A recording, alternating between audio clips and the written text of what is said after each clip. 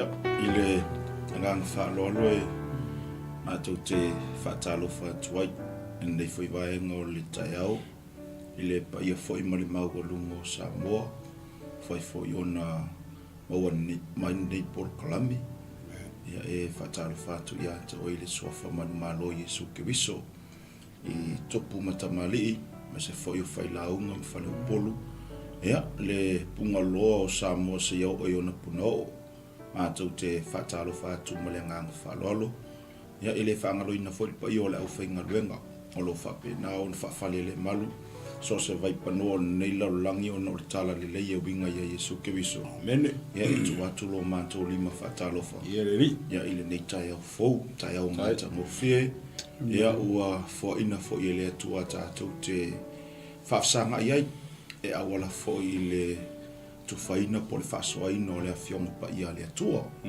nei la tai au ia e fia e whasisilatu ia pe whailoa tu fo ia o le ua mātou sa se tolu atu nei ia I le o ngā tonu ia o le o sua tuai ia I le sunga I le taita ia wau o le alofa tu noa Pentekoso so se vai panoa fo I o le nei ke lope ia o le sunga I le fo mai o le tala le lei o le sunga I ia Bishop Elia Esera Tavai ia I le ngata o ia o le fo mai o le tala le lei le awhionga pa ia le atua ia o le whawhianga inga tau I le langi fo ia le ekalisia le alofa tu noa I popo I leonge ia e whaftai le atua I nei awa noa I whai fo iona whiloa I ma le tama ia e whai fo iona whasoa e awala I le upua le atua ia so atua I fo I o mana sunga I le toi ina o le pulenga ni usile nei ia o le sunga ia whaofo no fueting su ia o ia o lo whai fo I ma toi ina nei pulenga ia nei tai au ia whatalo whatu I lo sunga I le fomai ia ngata fo I leo la sunga I le toi ina ma le ngang whalolo nei vai ngol tai au ia whatalo whatu I lo sunga I whiwhiau peo mes fo I le tua tulea lo sunga I le sunga le toi ina ia freti ia mes fo I le tapo inga mamalu si tātua tunu ulo o no fata pai foi le tai o la tanto al faiwa wale o ile fa so le upo le tua amene e mo le tu la le ngang fa te tele le tai o no tato maftanga e ia le ngang mal fa mo ia ave ia le puro kalame e fa mi fa manianga I lo loto lo finanga ia o fa pena fo io ona inofta po ia la aro faiwa na ona o la fusa mea la tu ele li o mātou loto tātou te whaso e le tai au. Ai le tuatu la lewa no le sunga le to ina ia freti e a matel tātou maftanga se te talo. Ia, o le tātou tu sfai taule nalo e silo mai e lunga le tātou screen. A fai fo i eiso mana onga pe fo se mea te fia sauno e pe te fia mamala mai. Le la tu atu fo i sunga mai le telefoni lunga ia mawhaiona e wala au mai ai pe te tala noa mai ai ia ona tau whai whoile nei panel le tai au ia tau wai tali atu lo mana onga tu sai whoi malo wala au mai a le banole atu le songa le tau ina ia whaofo ia na te tapena se tātou te talo tātou te o I luma o le atu le nei tai au ma le whaaloalo ia waile tua lo mātou tamapa ia e mamalu a mea e te iai e pa ia fo I mea e te fio ai e le tau wha mamaluina e stangata soifua la o fio e wa ole mamalu a e tu mau e o a il wha au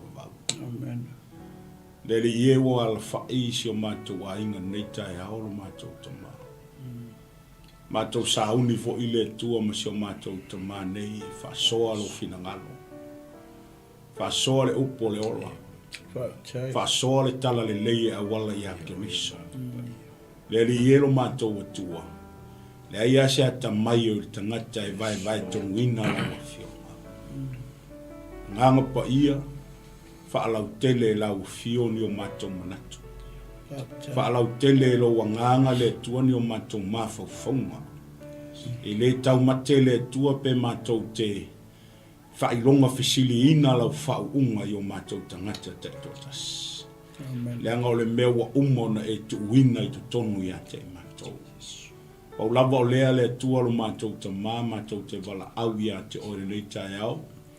Fa au ule tua le whaalongolongo o tangata. Fa manuia le tua i se loto lo fa penao na mata mai. Iei se mai le tua, fa whailoa i e lau upu le mana onga. Fa malo lo e lau upu le tua se mana onga o iei tonu so tangata o lo mai moina nei polkala. Ia i ule nei fa moe moe. A ia maua lunga se vi inga o lau fio le tua le whaonga ino o mātou tangata. Amen. Fa manuia le tua le nei polkala me nei tai au lo mātou ta maa. Fa manuia le tua si o mātou ta maa tai tai. Le li ielo mātou tua, a mātou saune fofola ina lau upu le nei tai au. Fa au o mātou tangata vai ma le whatau wa. Fo iwi inga ia te oe le tua pe a mae ale nei wha moe moe. O nolo swafa Yesu. Amen. Amen. Ia, kua klusunga ia peo wau peo ia le leolo o whaafoi ala tātou mata upuli nei tai au. Ia, tāungo atu ia ona amata lo leo tātou mata upuli nei tai au. Mali whaalolo lo sunga peo. Ia, e do le ua patuli mata po. Ia le tambata i tai ne vai ngole asu. Ia i ngata fo i lea, ia lea ua sa no fo sunga le to ina i bolisa tātou talo ia, i nei vai ngole asu.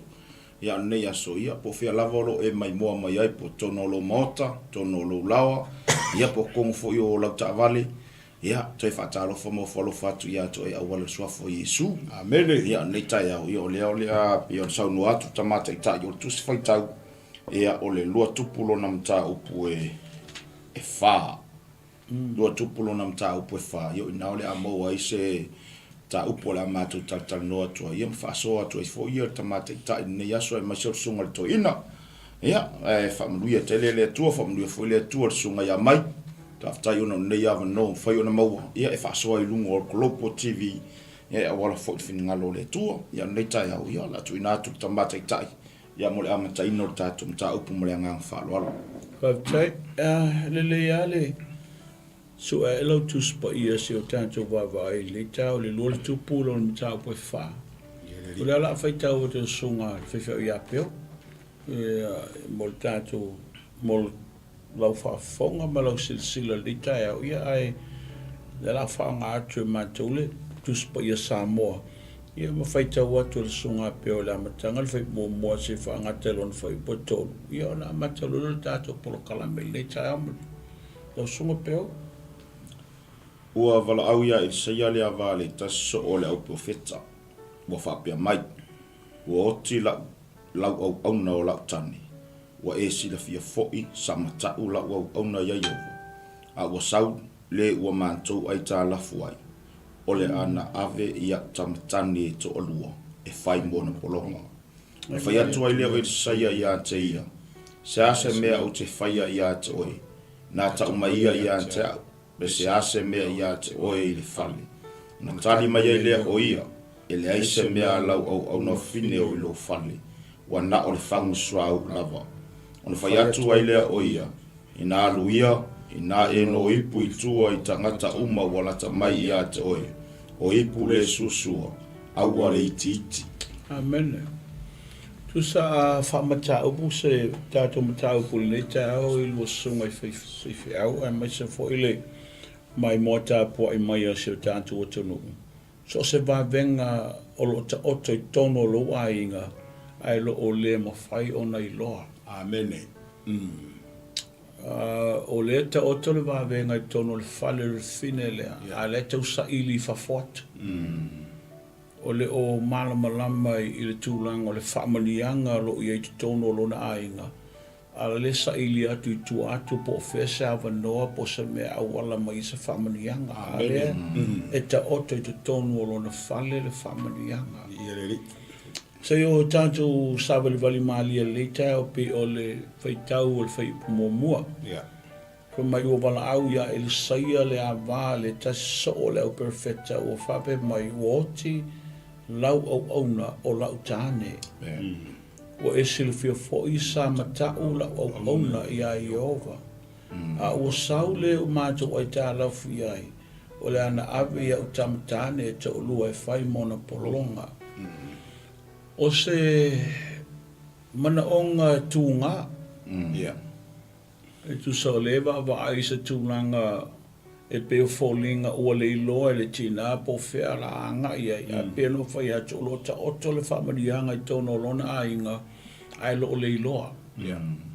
Ala le wa a mata nei le tūla i mai o se mana onga alo na tinga. A wai le se tina po se tanga te mana o ave sana whanau e wha nofo polonga. O wa o le tūlea maleanga wha i utaia. A le mawhai o ena te tongi i tupe. O na ave lea le tangata le tu te nofo ai tala whailau whanau e nofo polonga ia ia. So i o le aso ma le tausanga ma le taimi o le upeli. Ao o le taimi o le upeli le tau e tātou o le Pentekoso.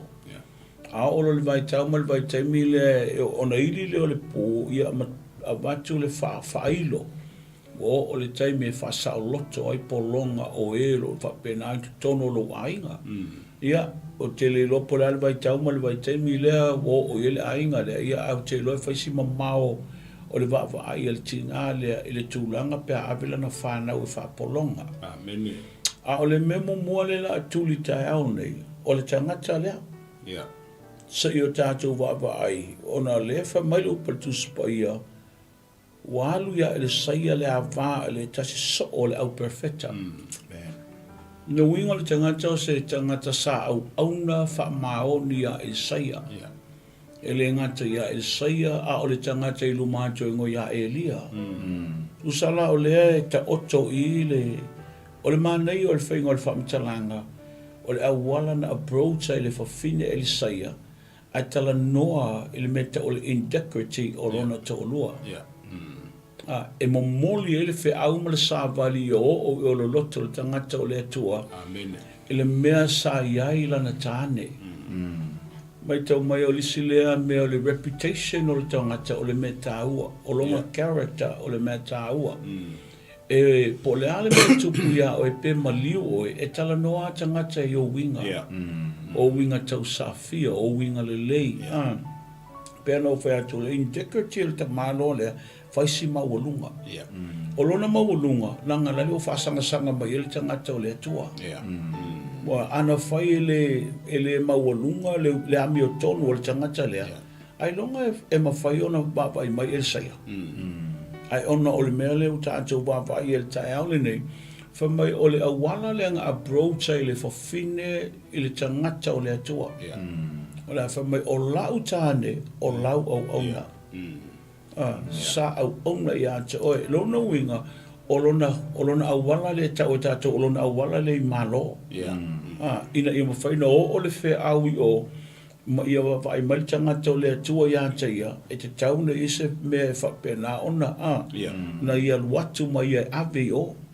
E pe o se amatanga le o sau whamtalanga le tau, on tātou sawe riri mali, e le lau sunga whareti. Se apa noa e atu lau sunga to ina, mo le pasi mali sunga ia pe o le tai au. E manga ia le mele o iel whasoa fo e tātou tama. Usa ule o se au nanga voi lea al to ina sa whai, porta mao le ainga. Ua oti, a o lae o lana ngā luenga. Amen. Tu sa o lae o lana ngā luenga le lei sa au na matau tuai. I to tonu o ngā luenga le atua. Amen. O le tangata o le atua, wa le whai mai tala le fionga le li. O lea, masalo po le meas sa alu le finge voi lea pe toe wha manatu ia e saia. Amen. E saia o e manatua lo to olua. O e manatua tangata sa au na mar wha mahoni ia te oe. O e manatua tangata sa tuyo au tafa. Bei o ngā luenga le leia tangata le sa whai. Na alu o ilona to olua fo ilea e toe wha manatu ia e saia.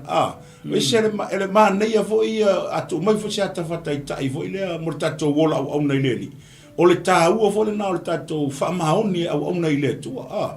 Tātou ia ngā lulue ngā lua ngā le atua, vai teimi nei ma vai tau le tau te iai. E le ngalo i le atua mea le lei e te whaia. E le ngalo i le atua. Au ngā lue ngā le lei e whai tono ngā lue ngā le li. O lau tau tua I lalo le tangata o le tua o lau au nei I lalo so se fai fe au ma so se kale si o lo e au nei. Au nga marfa maoni. Ele e la sila le kua I lau o nga. Amen. E mana tua I le tua a ho ola le taimi le. Wa vai le te leo le o le ngā luenga le tamā lo le sa fai lona ai. Lewa maliu. A fa metala le tu spaia. Wa saur tangata sa nofo ai ta lafu wa ile ainga le. Wa sawe mana o aver fa na wa ale o ngari. E fai me polonga sai tau ia le kalafu le. Tongi ai. Tongi le talafu. A fa metala le tu spaia. E se fa le manga ia mole o le mataala o le tina. A wa anga sa ngi fo ile o se kinga ile manga kunga kulelei. Ele aini o na maho fonga le lei e tupu. Ia le lo pesa wa o kemile ia o panic fonga le wa peke fo ile mele o sa. Ai pe o le wa maualo na manatu le lei vo ila pe. Ele ai ase si kanga ka o ke sulu ia. Nga le tangata o le atua o te halu ia. Amen. E se ma ngai or nga mea. Me fo ila le ta ua fo ia ka ko kinga. A kupu me fa pe yo ka ko wa a inga ma ka ko kongo ka ko susio mang. Se o ke o le vave ke I vo ile lo manga. O vo ngi vave nga yoso fa se si mea. Ma fau le lei. Ma fau le lei tina. O le halo fa unga sa o fai. E se le sa o fai unga tina le sa fai. Ele ia lua se skanga. Ele ia lua fai se skanga ka pe fesili se skanga ka mo sosan. Kasiar kanga ka sa ku mai ma fau fingelea. Ngar ka ngaka o le tu e maua I le kali o mga o ngale ia. Le mele o kupu ia kia. Ele ai ala se ngaka ka. Ai vai le ma ngai o le sa o ka ngaka ngalu e fi. Alu aku ale fa fike kala ngor tangata o le tua. I loa le leir ka ngaka o le kua. Fo for fa fika uri le kupu ko ngore ai. Amen. Au mai sa o ka ngaka o le tua le kali o fa fika au. Ma le mele ye. Ale me mali. Pe un sa ngole ta mal amtang. O lea lava ka akia I ko kongo le a inga fa mongiang.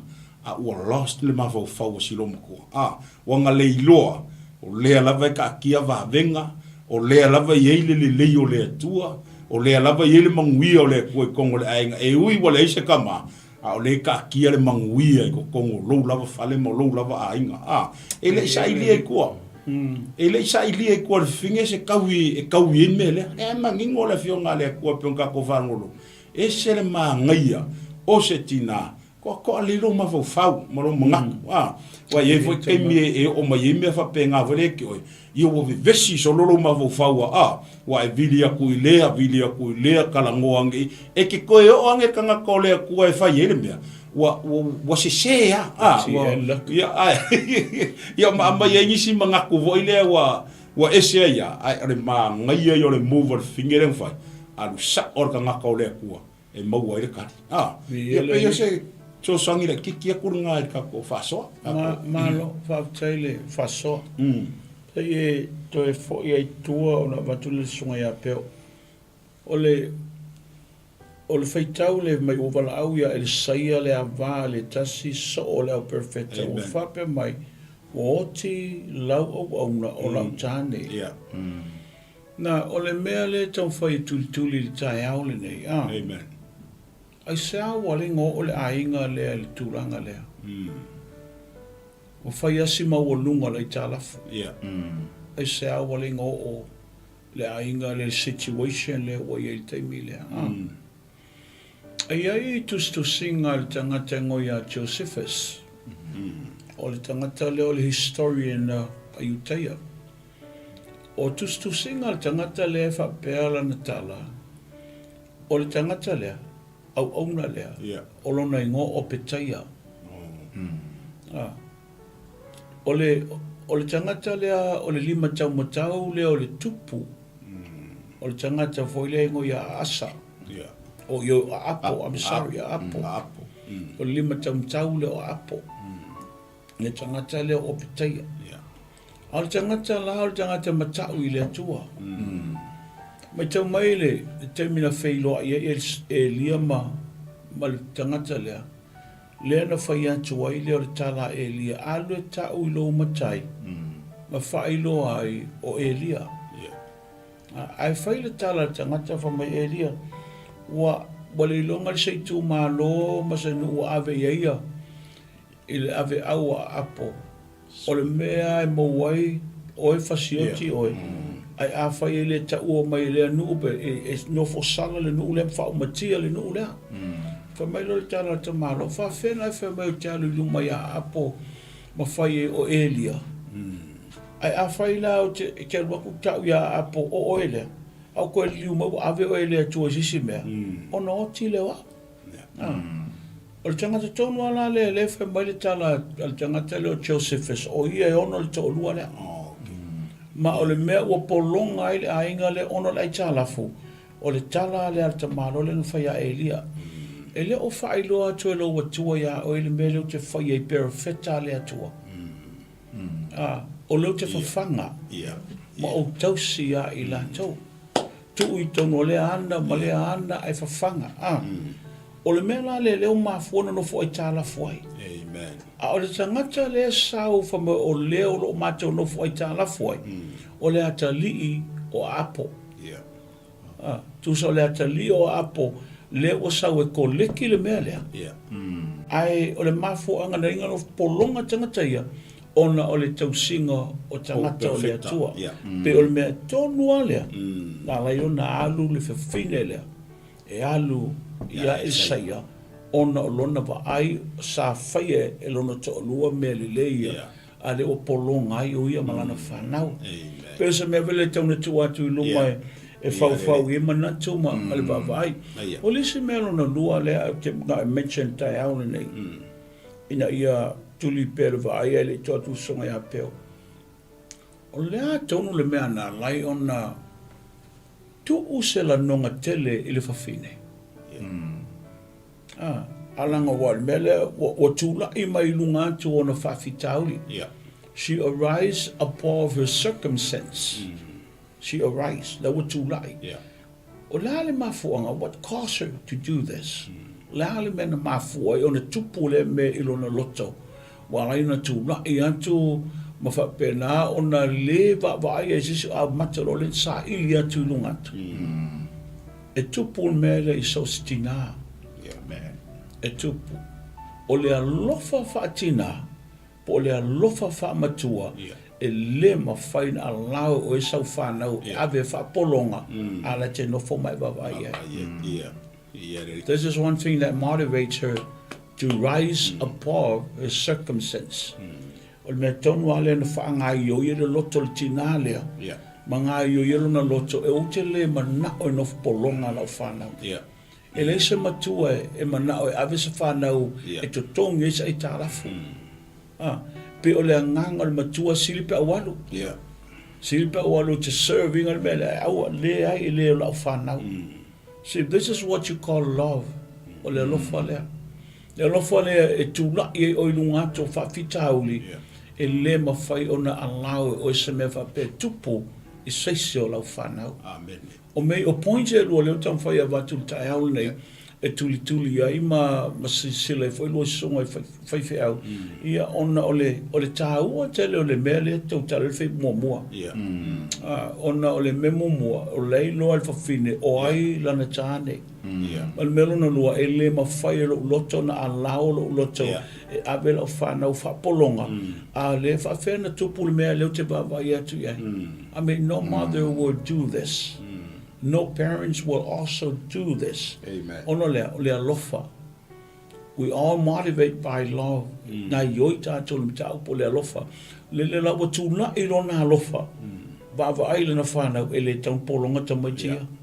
E le tau o se mea na whai lo to lua. Whawhena na hou la whanau i le mea lea. E te tau le tau na ola pui whapena tamaitia na ola polonga. A le lau sao loto. Amen. Ia, lau sunga peo.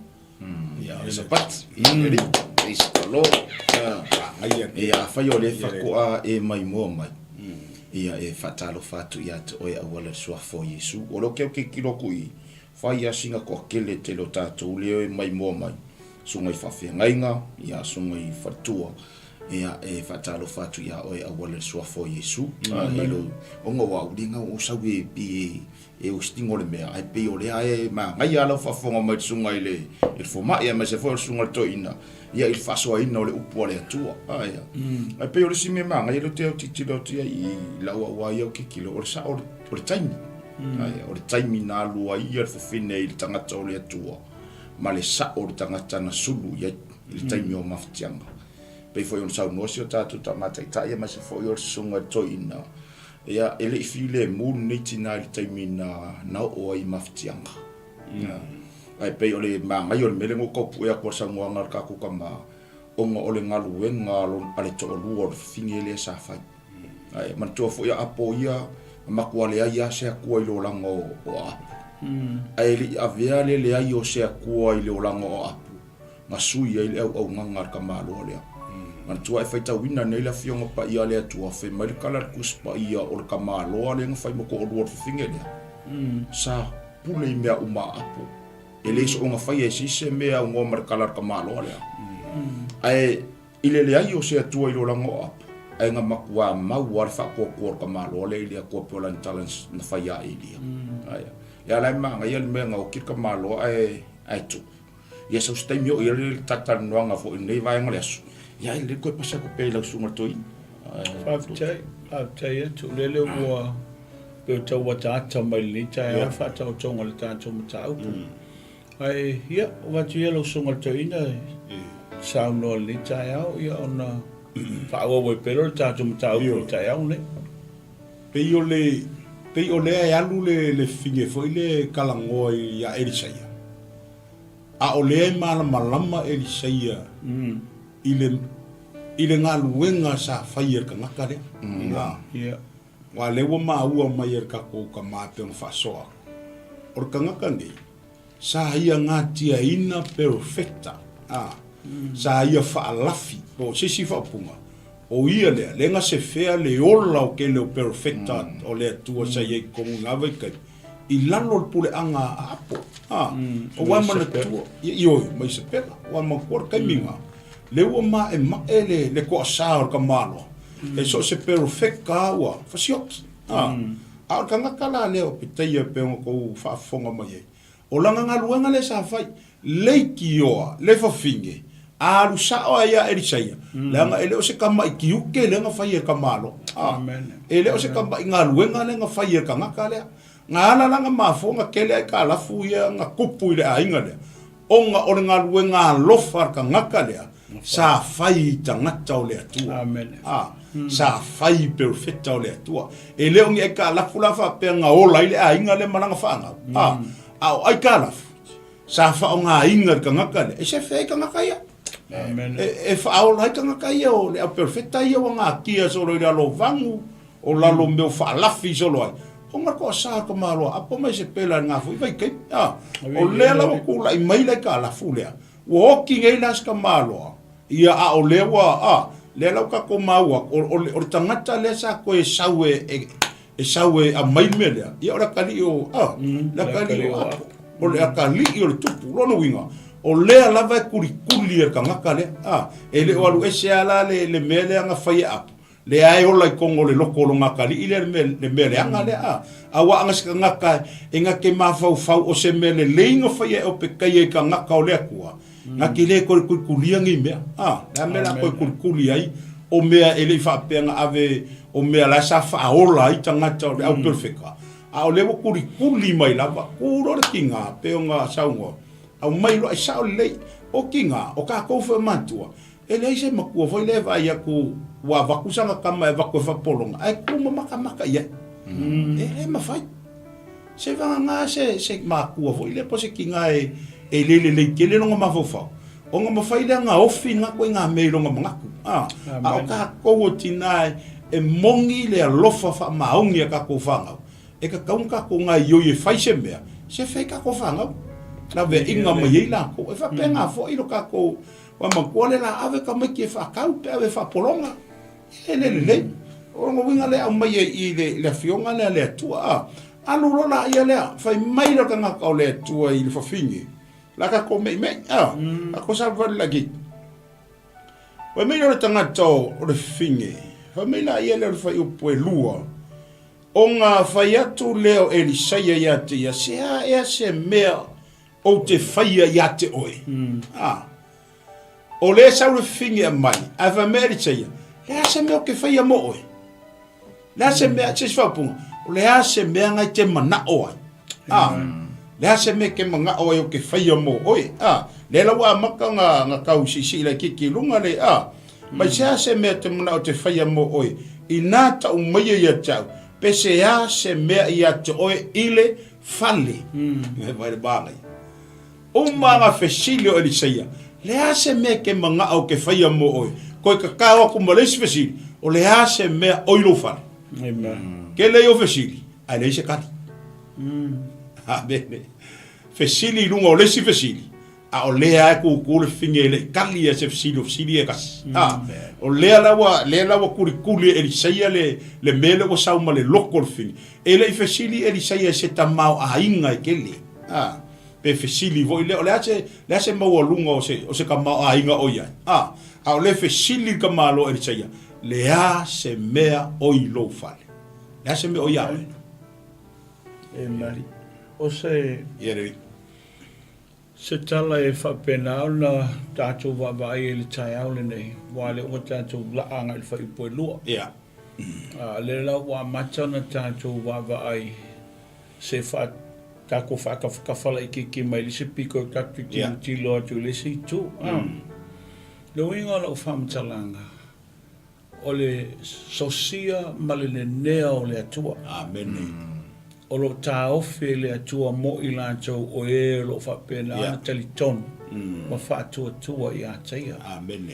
Ai le mawhaina lo loo mai le mea lea. Pe a le eise anganga nau.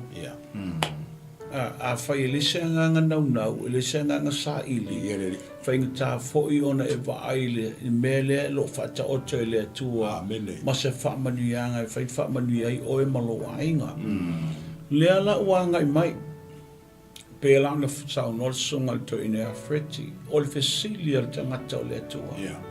Se ase mea o te whaia mo. What can I do for you? Amen. Tusa le upu lea.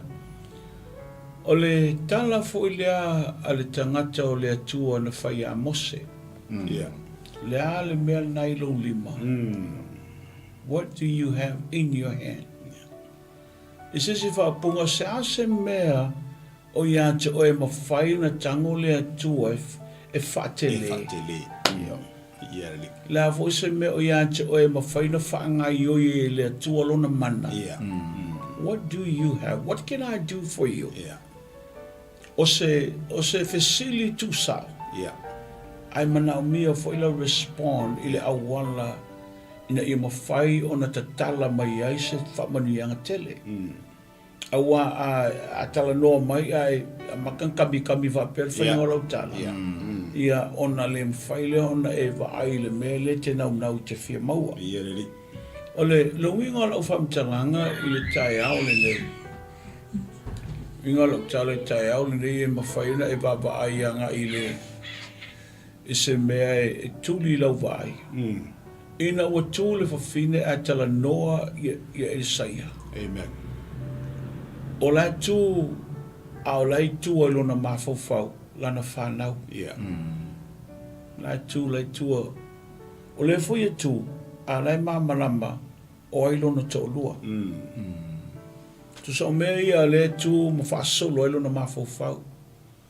O langa approach, lana au wala na sauai, ele i sau whapena na mai se tūlanga whape o lo tōlua se tangata whamaoni. O lo tōlua se tangata mi o tonu, o lo tōlua whapea. Pa wale tala le whine, o lau tāne, o lau au auna. O lava le na. O lava le na, whaina baba ai mai tangata o le atua e aia. I mean, your credibility is very important. Beno whaia low character.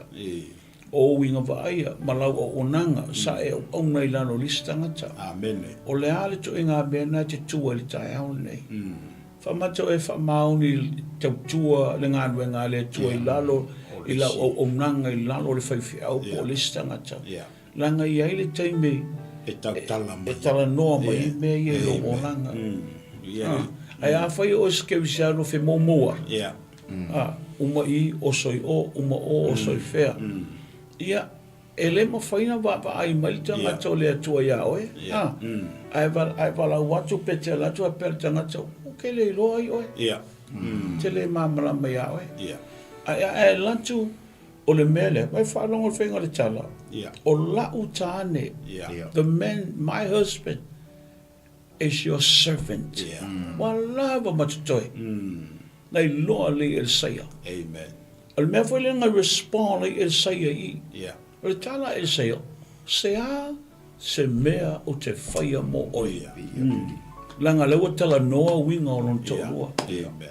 la tala noa tangata le ina ua fai loa la tala noa tia el saya ele ave sea lava le pula le tangata o le atua ma se mea o te faia mo oia ese le matango fia o le atua le tata ona ia o le atua fo e po le a se mea te faia e te leo mafau e tāua mea uma i lana sila. Amen. Po whea lava le ave e o tātou wōlanga e sila to to ale atua i lunga ia i tātou mea uma.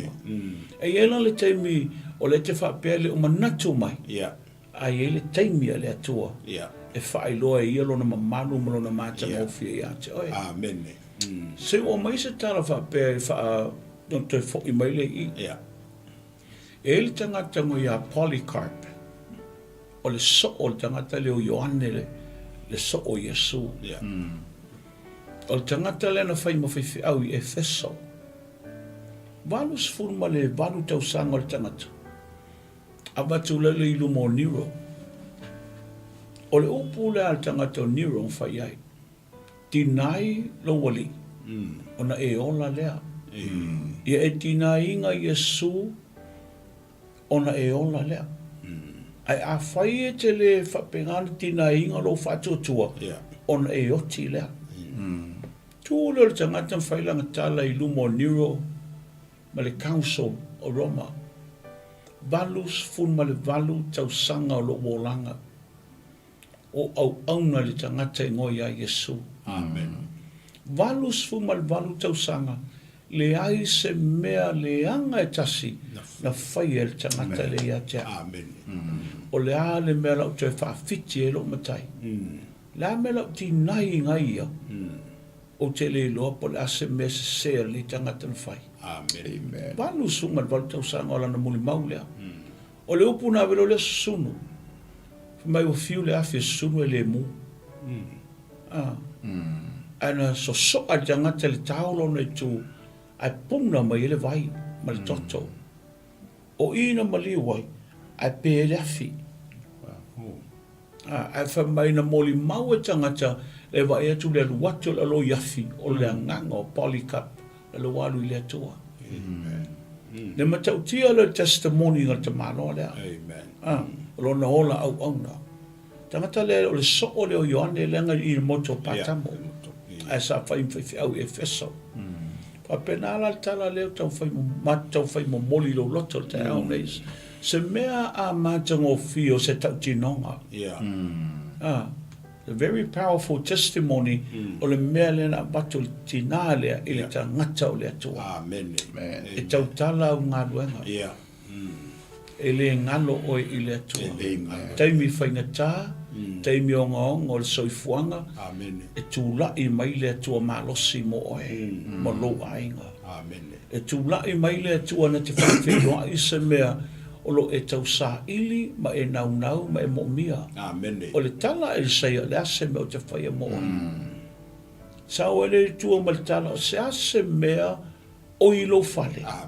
Se i tango le atua e whaonga. Ina ia whamanu iai oe ma lo ainga. E tali ele mana onga le wa sawai. Se ase mea o i lo fale. Se mea a matango fie o le fesili o le tangata o le atua. E fia mamala ma ai tali le fafine. E le aise mea alau au na o ia. Ai ngalo ai. Le ele mena tu e lona to lua te tau pelo whai atu tau sa ili oma o a le ta oto i le whamanianga. Isi taimi o lo tātou ta talo a mai le atua na ai tu tonu ia o ele tatu. Nā me te le tango i whaanga i oile upu. Ai me te le tautala i le upu nau o watu ia te o ia whapena ona whawhiloa i ele mana onga ngai te mana o. Mai tau mai o le whaia le atua mea umana whaila na upu whetalai. Nana whetalai o le atua le upu tula i mai a mea. O le galaxy, a whai tau ina galaxy o le langi masalo miliona me miliona. Galaxy se i le langi. Ai o mea na whaile upu whetalai. A whapea la e tātou te māmalama i le malosi anga le upu. O nā fo i tonu ia te o le upu lea. Amen. A o na tula i mai pe whea. Tau tala. You need to release that word. It's in you. Whapea nā fwena le mele. Whatu e say o lea se mea o i lo whale. E a ngā se i tango lea tua e whapea nā whalau tele whawheloa i le mana onga o e malo ainga. Pei whaale tala lea tua na whati la whai a mose. O lea le mea nei lo lima.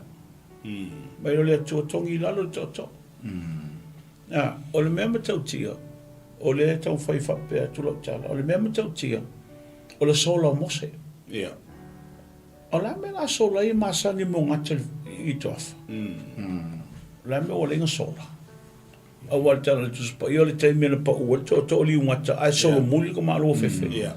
Oi, e whea ngai mangata i a soma. Ua o i o leo maa moe. Alana mo solai. Mai tau mai o to o na la tu mo se mai to o lona to. Sai lona lima.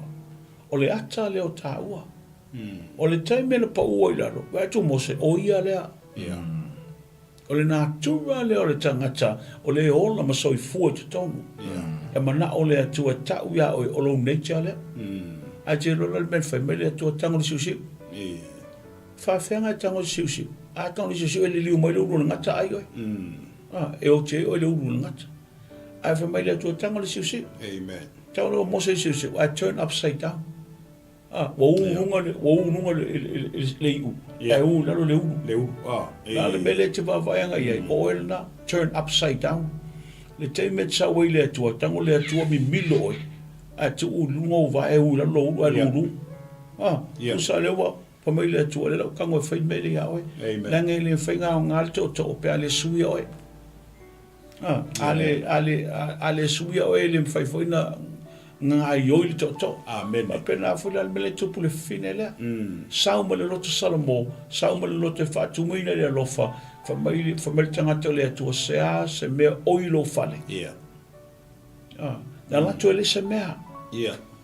A le no fesili tangata le atua, ai whamai se ngā si whangu swa ui titi. E titi le mawhauwhau, ai le titi le atua. Amen. Lau sunga peo, atu e le sunga tuina.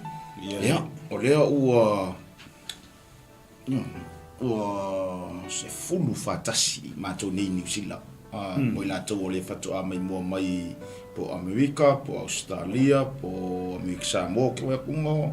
Tua telo i lātou o le mwhai ona laula wino o lātou suafa o le mai mua mai. Ai whamole mole a whai o le whatua e mai mua mai.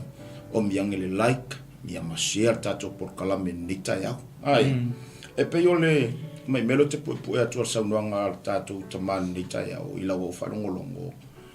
E iai le leo o ngaluenga le lei e te whaia.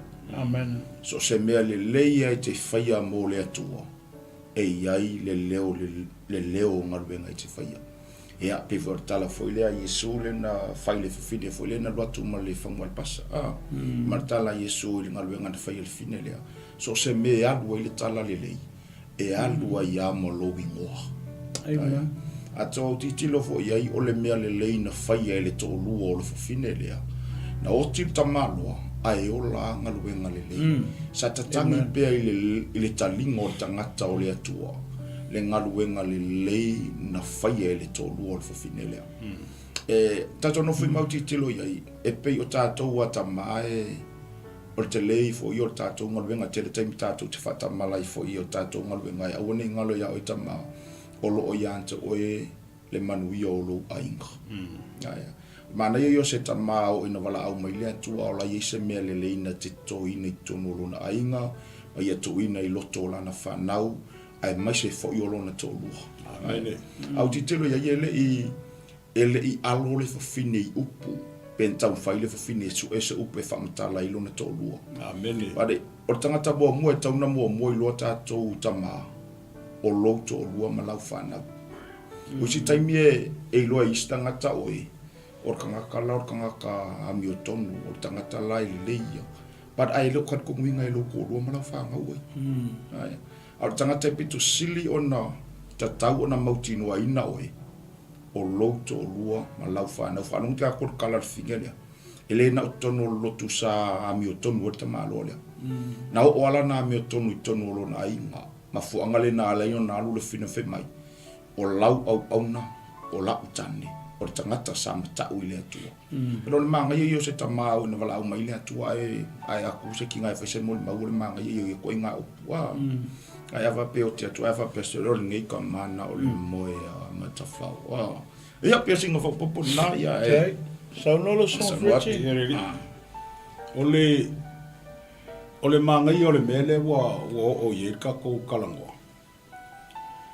O le kalar kuspa ia.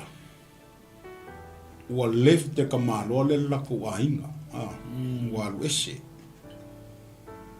But e yei le mea mangai a sa kukur ka malo le kongolong ai. Pa mei o le suau. I se fa upunga. Walu ese ka malo mai le tino. A o le ngofo le fa unga le kue kongolong whangi. Awa a ka kou kalango I suau. E le ia se si mea ka kou kalango o lo kalango I le fa unga le tua. O le wha mangu ianga lea kua. I ko kongo le a inga lea. E le ialular ka maloa ma ave. Ngai loa ka maloa. Paua leo le mea e manguia ilonga a inga. E le leia ilonga a inga. Nga ke le foi kilor ka maloa. I le lumba nga I o longa a inga longa o lua maranga whanga. O le suahau le wa kukur ka maloa kongo longa fale. Ko kongolong ainga e roa le leia ka ngaka lea au lava lea o le me ola ilonga ainga maranga whanga e lei se e lei se le makia ka mano o le kara kuspa ia o le mea lea leanga fai mei kale whinge ia erisai koe au si suahau uiti le ko koe fai lor whakonga erisai e se whare maa ngai o le mea o le uskai wa anga o sesi kinga ia o le fa merisa ia o lai ngoi o e koi a inga nga o e mingi pule susua I au mamai ale e fa feanga e ma fa fa fin de ngei ka mai sua u ai fa feanga u ku fi ai le ngei ango le wala u mai o longo winga nga ngai oi le fa finge I lungo le fa kua Fa'atua lea, fa'atua I le upu o le tangata o le atua. Ka ngaka o le akua le o whaakonga. Alue ngō ipu. Auange I eise ipu e au mai kongo. Ke roi. Ango sesi kinga. Ai longa e yel whanonga whesiri. Voi le longa ma pe koe kari a kia eritei. O le ane me whai ngai. Ai ngā alu, ngā kūru, ngā whiwhinge, ngā ioi whai runga o longa. Whaakua onga o le upu o le tangata o le atua. E sen maa ngai a fo, ngā vaenga ka ko wola au ngā o kou e whaafonga mai mo mai. O le ase mea e whai yaku o le tangata o le atua I te oe whai. Ale whai. Aua ke koe whesiri. Ma aua fo ike masalo. Ma aua fo ike koe whai longa whesiri inga. Se upu e kala ngoa ko le tangata o le atua I te oe. Po lau whai au. Lau au aunga, o le ale loko au aunga. A whai yaku roa lau whai whiau ia ke oe me whai. Whai roa. A wara koe kari upu. Pa o isi ngā mea foi le ia kako. E ke le iloa, o le tangata o le atua, o le ko ngekia nga I le kua mo le sa I linga. O le whaasingo manga, le whaasingo manga le kua lua mai a erisaia. Le wanga I mai le nganga o le atua ia erisaia whapea whai le whinge e alu e ngō ipu. Le lau karango sa o kur ka ngaka o le kua. E le I koe whesili alu whinge le a erisaia I sisi mea. Amen. E whapea ngā whai kako. A whai aku whaka ngaka o le kua. Mankua, o le wa sulu I o mosea. So sangi. Le wa sulu le finge ka ngaka o le kua mo se sosa. O kele ro kako. E kele me ka ke sulu le fai fe au mo se sosa. Ai a fai mai fo sosa nge fe fe o ke. Ai fai fo ia a upu. E manga o fo e fai e lo o foi kama I loa mo lo o foi kama I fia poko mo lo o foi kama I sila fia ai ke le kari komu mai fa koko ngala ngai suri o nga wala ya se si ke fa mo ia wala ya se si foi le ai sulu la ka nga ko le ko po la foi fe au po wai la vo e au ngai la le ya se upu e mere tanga to le tua ya te oi kulu ma savali fa kingo lungo fa koko amen fa tai ya le o tanto ia I le vaenga o le tātou mata au puni te awha aftai atu le whawhanganga. Ai, a whai o Yeso mana onga, le leilo papena ana whailo mai o na whailo mai fo ile le sunga peo, po le sunga fo ia Mike. Ia mātou te mawhaina te talo toi mo oil ni tai au, le alawa se mea oa lo e nau nau iai, po la fo se mea lo e mana o mia, po se te talo se whamalo longa ia, bala au mai, pe comment mai foi me fai lo mai ia ona manjo fai leo le au unanga mo oil ni tai au le o tatu ye le vainga le pe ona tatu falongo longo foi le fa so le sunga freti ma le sunga pe o le tai au o le fa perfect o lo tala tai au le nei o fa manuanga o lo ta oto I lunga le mata au pu o lo usi stai See, that's the key of your blessings, is obedient. O lo sta ia leo le upu, wa e whaalongo ai, na tangoro le whangai o im whatino. O ia lo e whamanianga mo o e malo ainga. Amen. E se tala whapea au mai na ia whaiona whaalau tele ai lo whawhonga fo I nei tai au. I le tūlanga ina wa umana la unga ia Yesu lunga le wao peteu. Tātou te malamalama uma le tala ia ngare luka I lima. Ua alu le pō. Ua whangota le te māloa ma le auwa. La ia ma se mea na maua. Amen. O lala nofo peteu I lunga luna waa au whapena la unga Yesu le moto tangata. Tele tono mai o I le ta vili ale ma fo fo peteu. Po fe ama o mai e se so soani. Awa lele wa asale faiva. O le fa tali mai le fine ma le fa nau. A o le mea fo ile e o lai o ia molon ainga ele ngata nga o ia o tanga te runga le va. O le au faiva. A le wa toi o le ia se mea. Toi asa.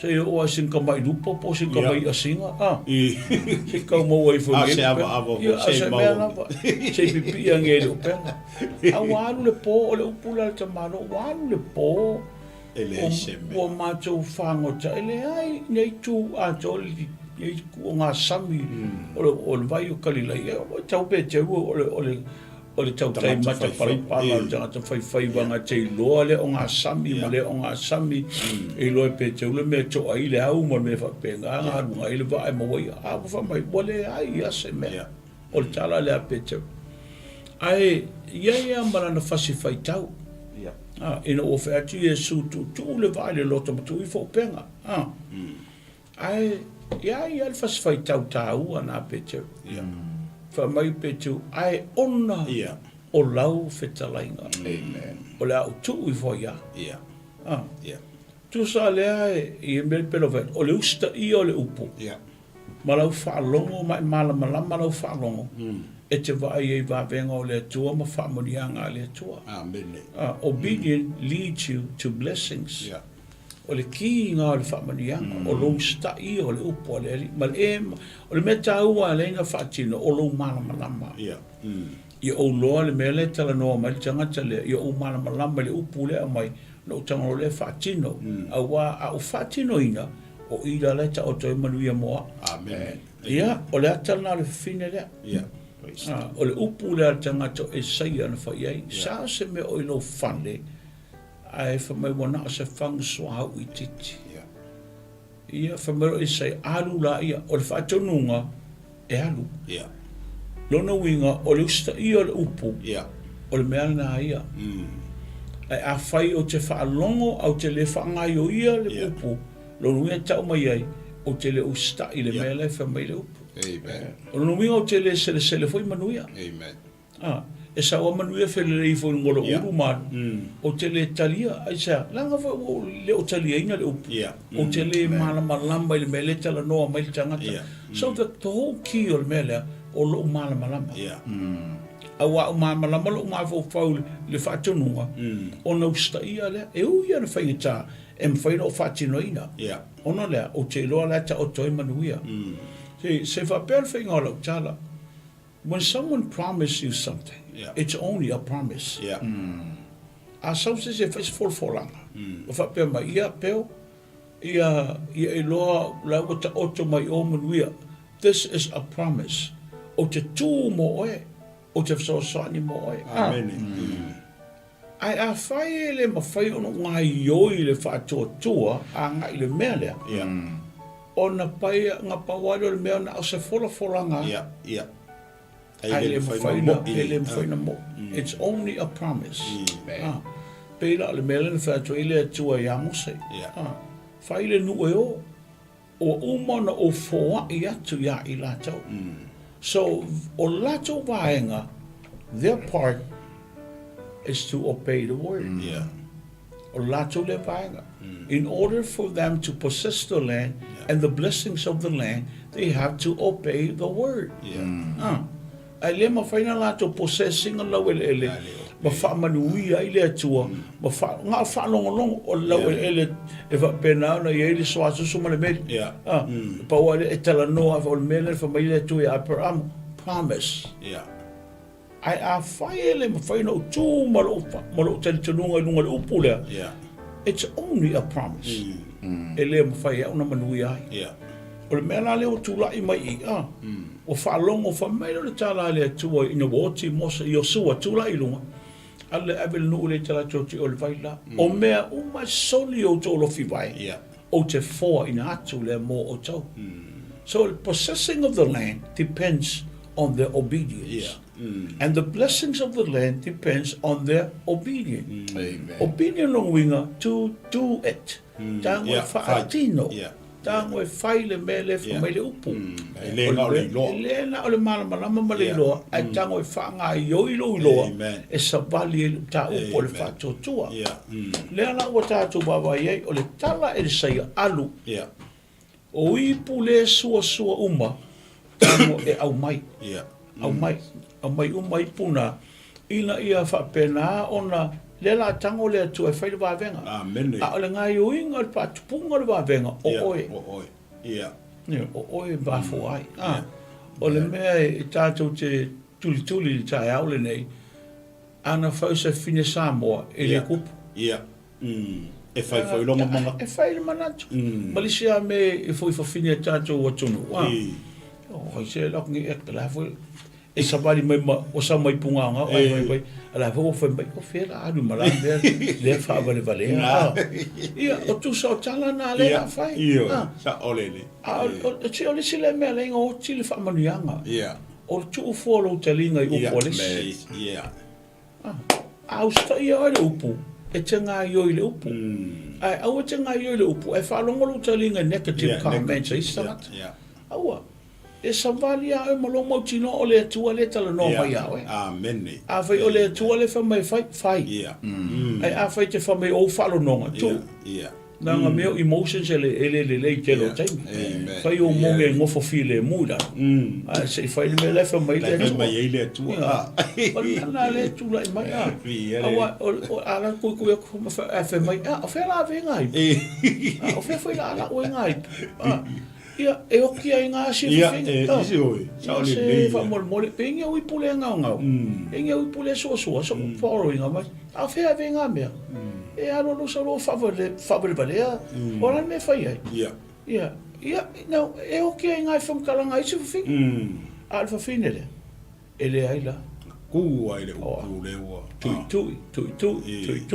tu ia me foi tala Yesu ko in failen ko mai ele se me tau vipea.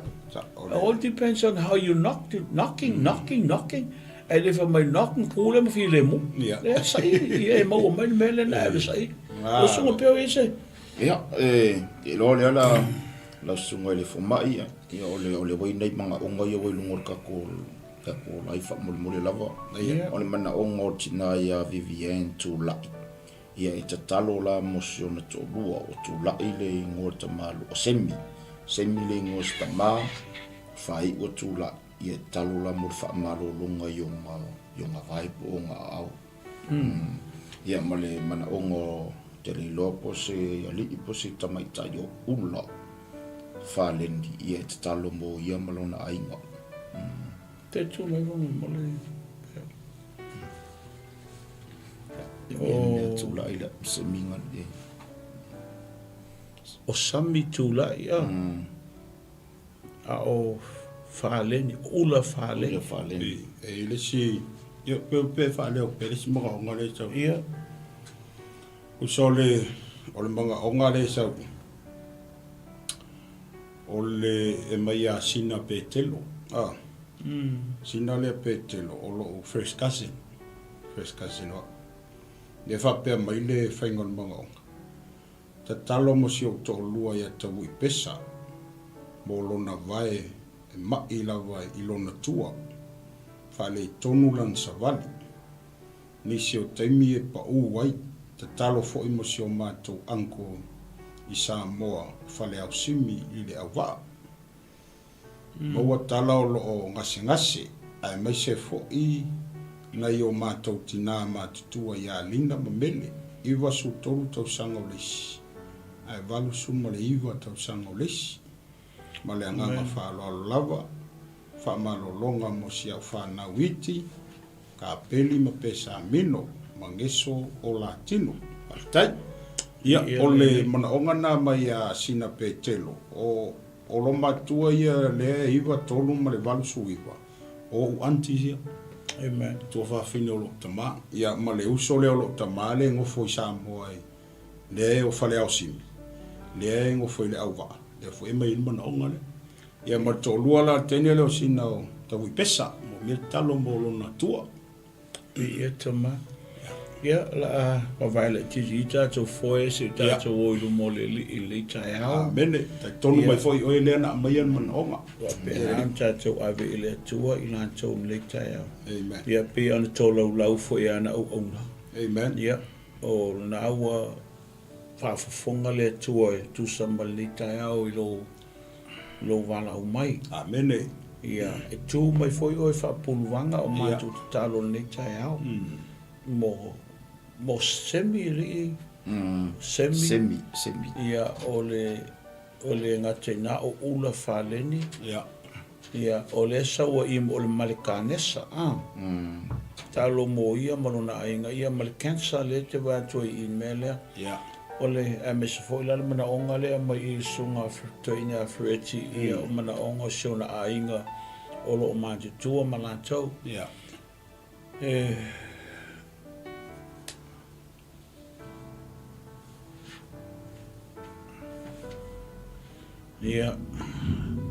la tatu anga i le tau lu mole li talo amen te mai mo moana macho haleluya ul fale atu amen ile no fali o le langi le tai au amen yo ile tual mato tama o e sila fia i la jo umane Jesus pe ona tola lau yo luma amen ia o ele tua o nisi e mana miel fa malo longa ala o fio ono tulango ngase o tino i vai io ele tua mato o nisi o whanau o maua tulanga le tino mangesa totol tama i mamo o nisi o lo whapena ana maua le kanesa o nisi fo o lo whapena ana talanoa o tina ma whanau o lo iai mahti ama le tino io ele tua mato o whanava yes wa lava matatoe le io ele tua lo ele ai se mea e tasi e te le mawhai amen io ele tua o le upo le whaato tua mātou te talo e le tai au nei le ngai o iane o awa aleluia ia o elo matou i lo pa i atu mai pa ifo tino tua lo matou tama ma le anatou o elo mawhatia i mai ma whama Mātou wala O ngā nuenga ia le pōliuli. Yes, Jesus. Tele taimi le tua mātou te tio le ma symptoms o mai. Amen. Yes, Jesus. Well, not only symptoms. Yeah. Ai ngalo ia I mātou ia I le a o le mea lea. Amen. Ia le root cause o le mai. Hallelujah. O le root lao ni mea uma. O le mata upu e a ngai mai le li o lo Amen. O Yesu. O ia le lo whai ma whaala be lave. Thank you, Jesus. I tino Thank you, Lord. o mawhau whau o tangata whātua. Hallelujah. Tai aule nei mātou te talepe ina. Yes, We come Jesus. against all this in the name of Jesus, our Lord, mighty name. Jesus, Le mana swafo who holds Yesu. the key of Swafo Yesu healing. ke riso le O ia Nazareth. lea.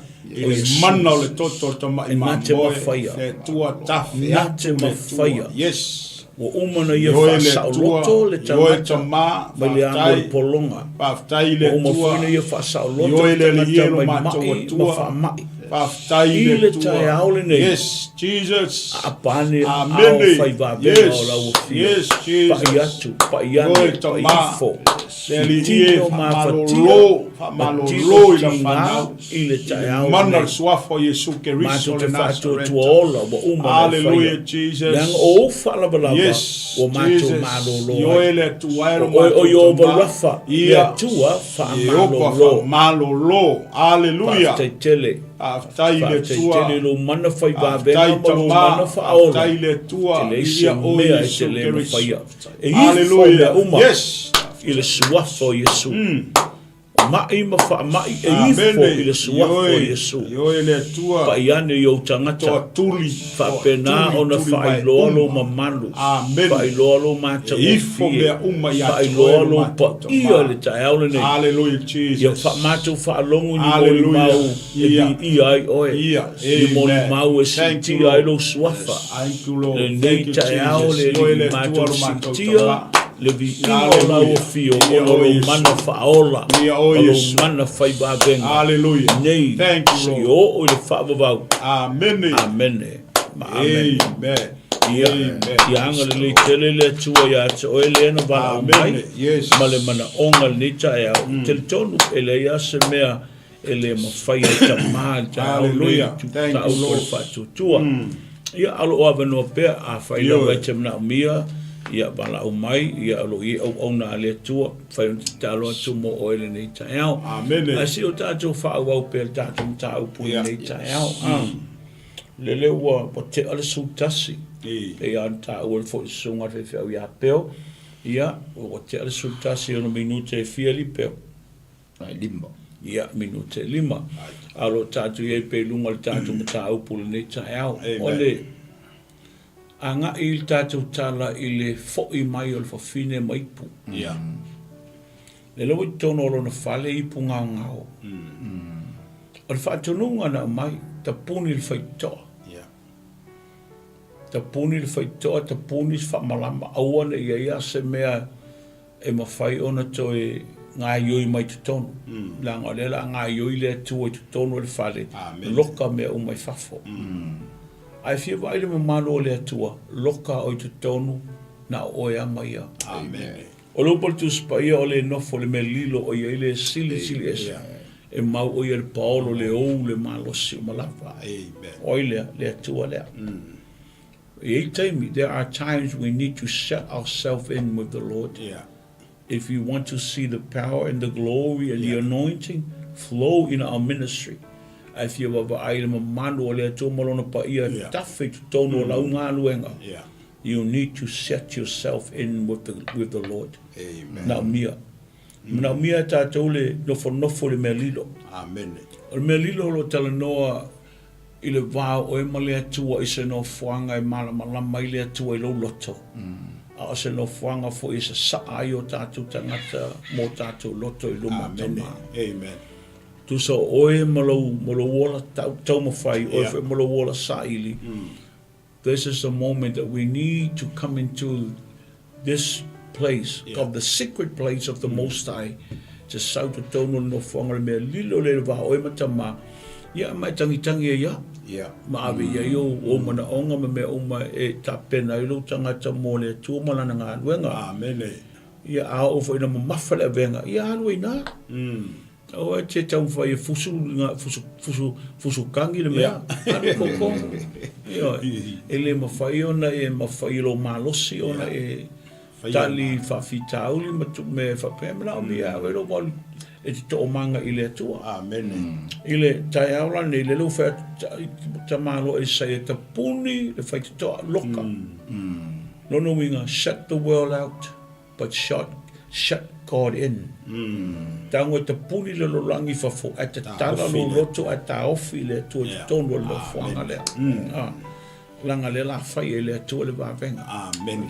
Nā, lava papel te leo lipu, papel te le whangu. E whawhenga kumo se mea. Whawhenga kumo se ipu se mea lea. But o lona whātua, it's her faith. Ta puni le whaitoa, ai ko ngiki le whakoko le whinei. Ili pule, suau. Suau ule. She connect her faith here. O le upo le saia, a mai pule sua, ta sa. Lono winga, peano whaiat, obedient is the key to your blessings. O lo tu stai, o le ki le o whamanuianga. Amen. Ai lo tu stai foi, e ko ngiki e iau i. No winga o lo usu stai le wanga ioi lo whatotua ko ngeki lo i alu sao le rangi. Well, imagine o wa alu sao le mele pipi i ngofari. O le matau tia le o le mea.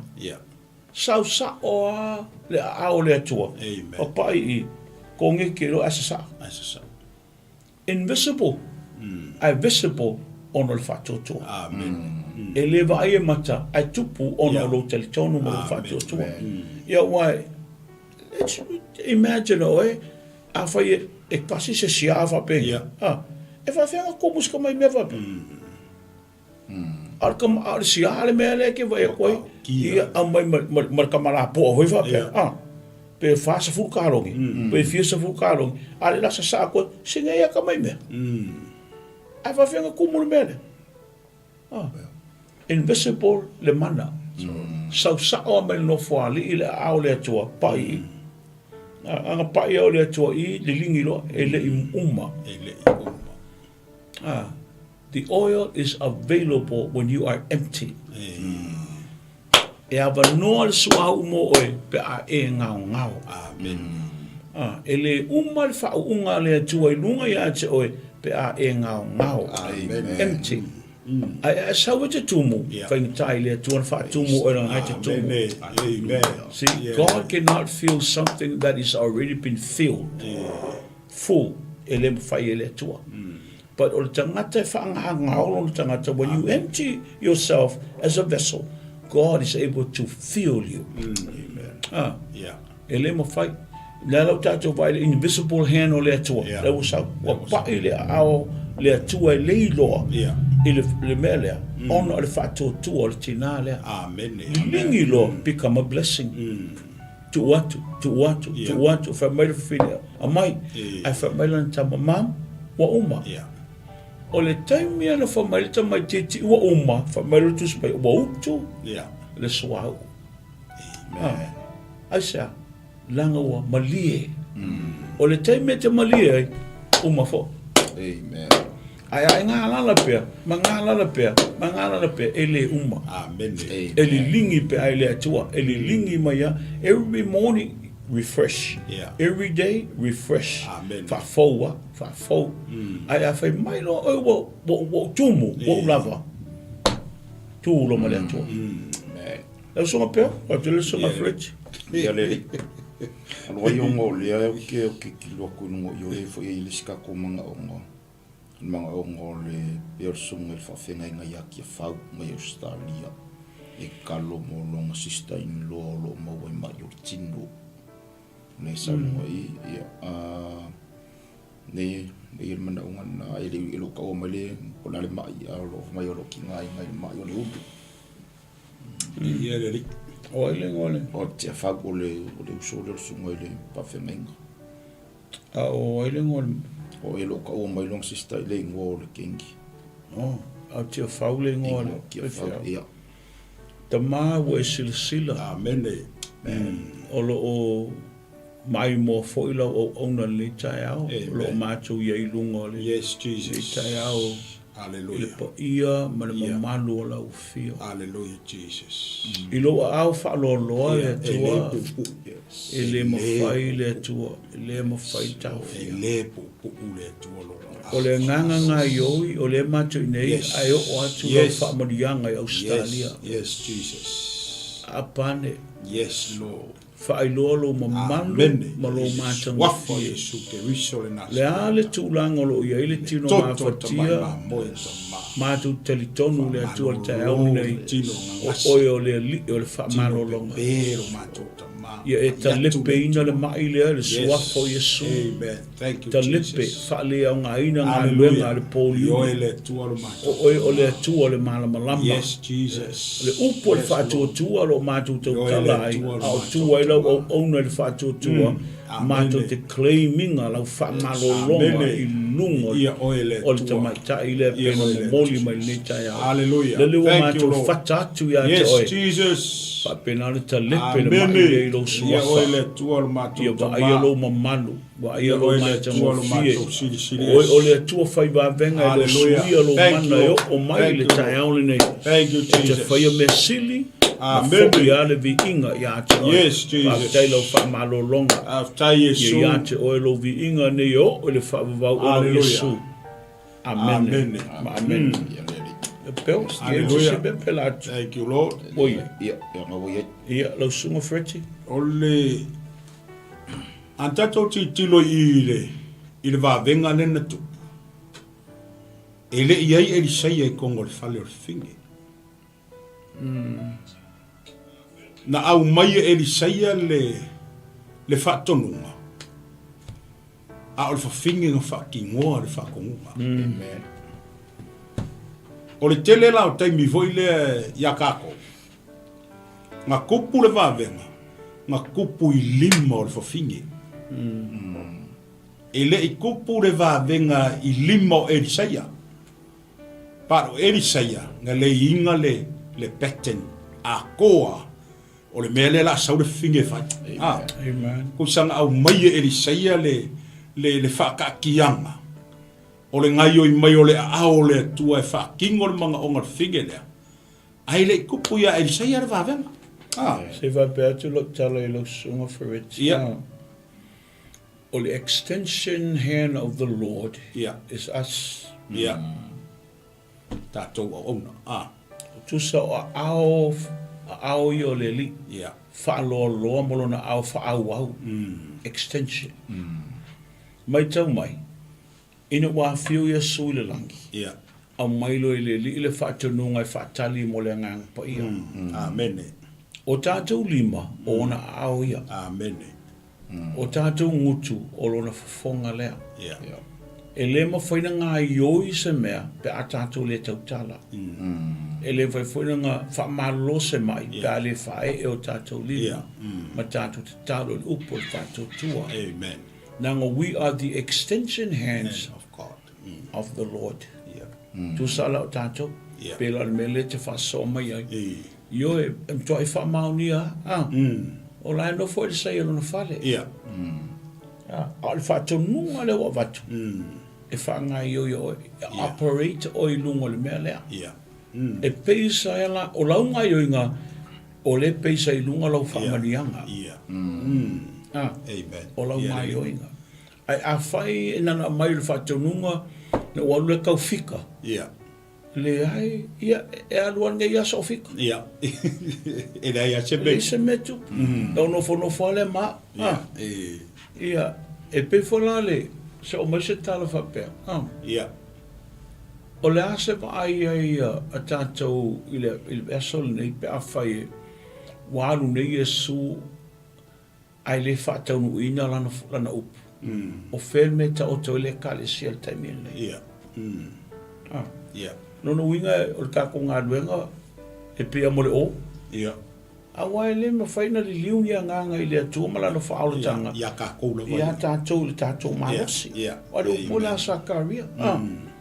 E le o le fita e le o le malosi. A o le nganga. Amen. O le upula Yesu na whailona o so.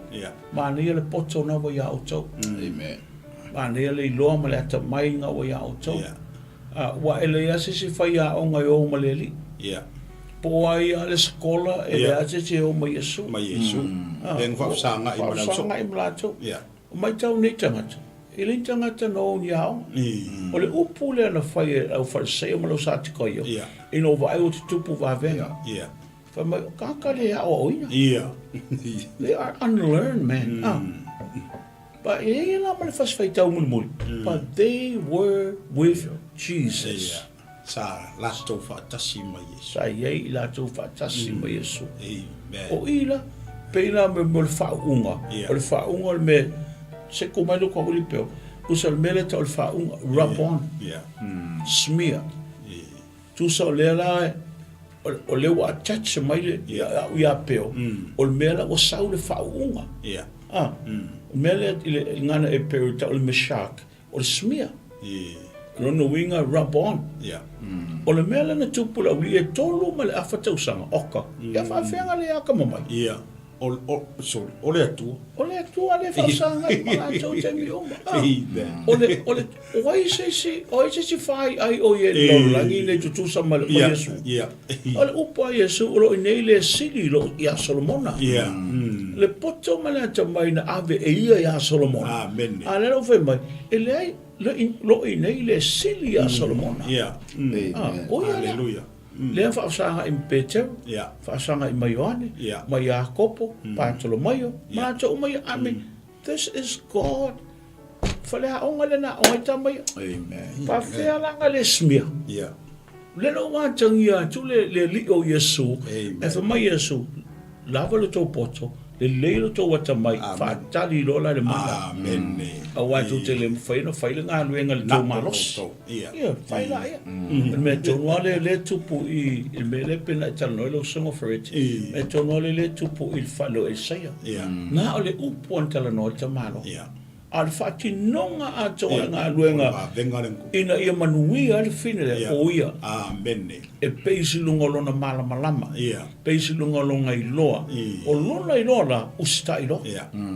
O le tele o tātou, wata ma mai tele, ai le loa whaatino le upu. Amen.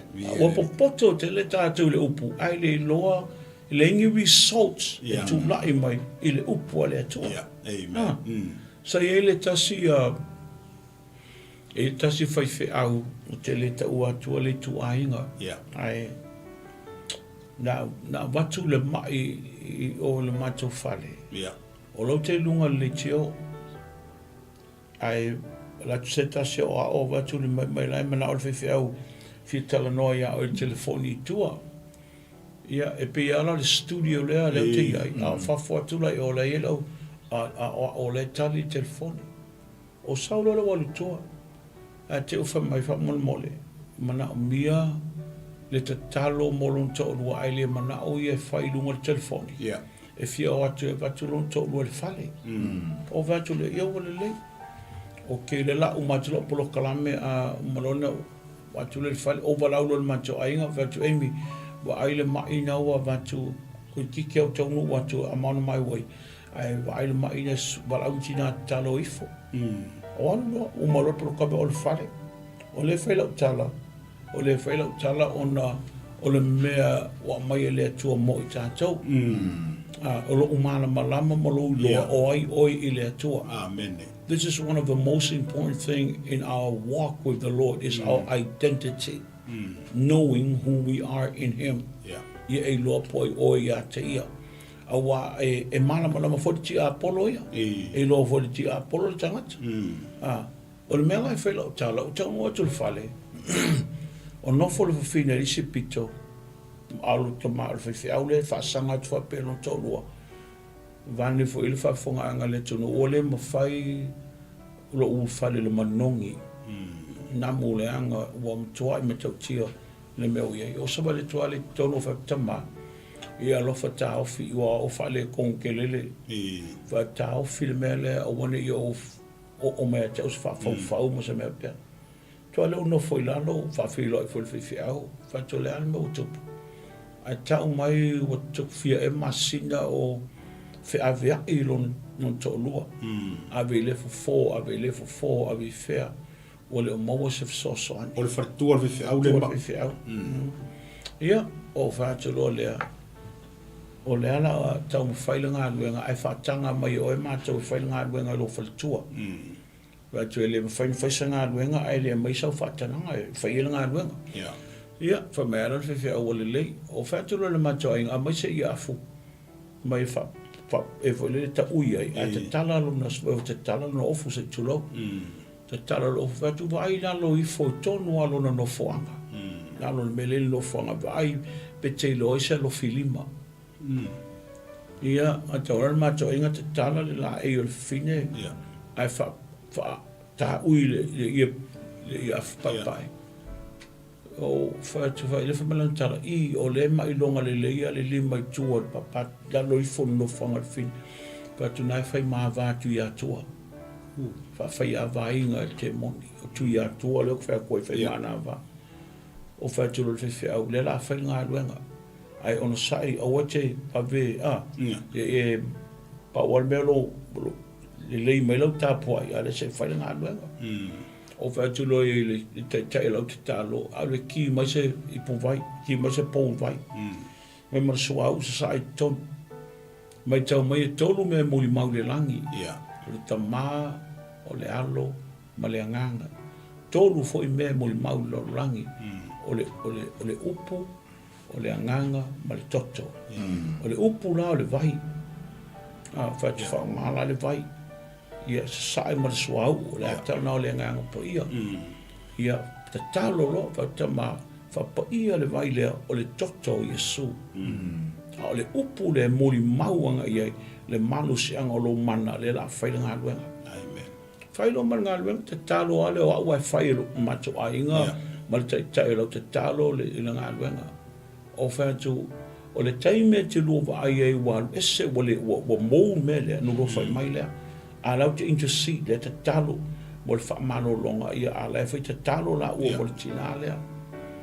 Ia alo e whamana mato inga wale se mea, ngā uma le talo na ai whaasuaki loa. Sau lava. O whai asi, o mo kua i wane fo ia o leanga a tole mato living room. Ia, ai whamai whiau, o a tole toru masinga le ai. Al fesilio fesa o ia mea. O le matau tia o se whai foi. Le manongi ia awanga leanga. Ia le taimi ana umai na whailanga luenga whasa o loto le tina lea. O nofo whai whiau le lopo le alan tala whai. O whatia na umanuia lo tolo te talo lo whatama whatumu le tina le lo nganga. Awane i toi fo i mai le mea lea. Te puni ngā luenga al poliuri. O malo leo, o le whaumi umina lau tala ona ua o lisa so e so ai. Atos o marifi au mono whalitua mai la whaftai, ma saula e whailan tala ia. Whailan tala o ia mutu ati ngā i lea tua. O whatua sa me o eitai leli. Whailan o le whaifi au. Ai sa o le mawhai ele mele o e whaia. O whātu le ese wala au le tua, ese foi mea lofa le anga pa ia ma le whaonga ina o tangata. O whātu le, a tono e leo ia te oe le mea lofa le, a leo whātino e te umo oe, ina ia manuia lo tolu. O lo winga fo, o ngā o tātou lau whai ngā luenga, e tātou te le maua le tu i ngā nganga lea.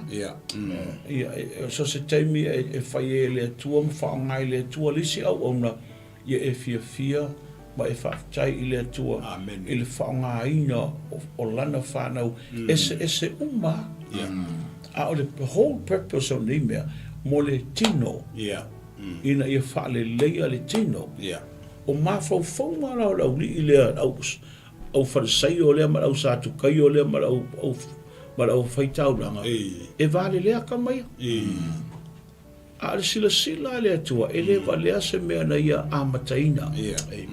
A whaina amata o ele atua, po le a le mawalunga le whailonga le listangata. Po le a whoilu nāta mai. Ai a tango le atua e whaonga le mea le pia le tala paulo. E whaamai e le atua le mea mano sila. O tātou o le mulunga luenga tātou te oi lalo. Yeah. Ka ke lo submit, tātou te lo fo ia lofa. O le atua malana vaenga, o le whaea ma le whaamamanu. Amen. A te beni I lunga o lo loto. Lo loto. Yeah. A pēla tina lea. O whamaila upo I sai alu. Lela wālu. Whaanga I oi lo whato tua. Yeah. A mai uma ipule ngao ngao, ipule sosua. Lale laua. O whaatino le whiwhine I tongo lo whane. Amen. Whamaila le tala le whine langalan tama. Au mai, ai mata matiti man. It's finished. Well, it's an empty vessel. Taimi ana le ai ngang wa umai. Umalo mo swau. Yeah. O lau tala au whainga luenga lo whaafonga ma ta au nei. Ai mai se foi sa mo e lo whaafonga ta poi mai. Au nei muta lo ngā lala mo leri. Amen. O nei muta foi lau sa ili. Yeah. Ia e nau pea pe o la ta vita.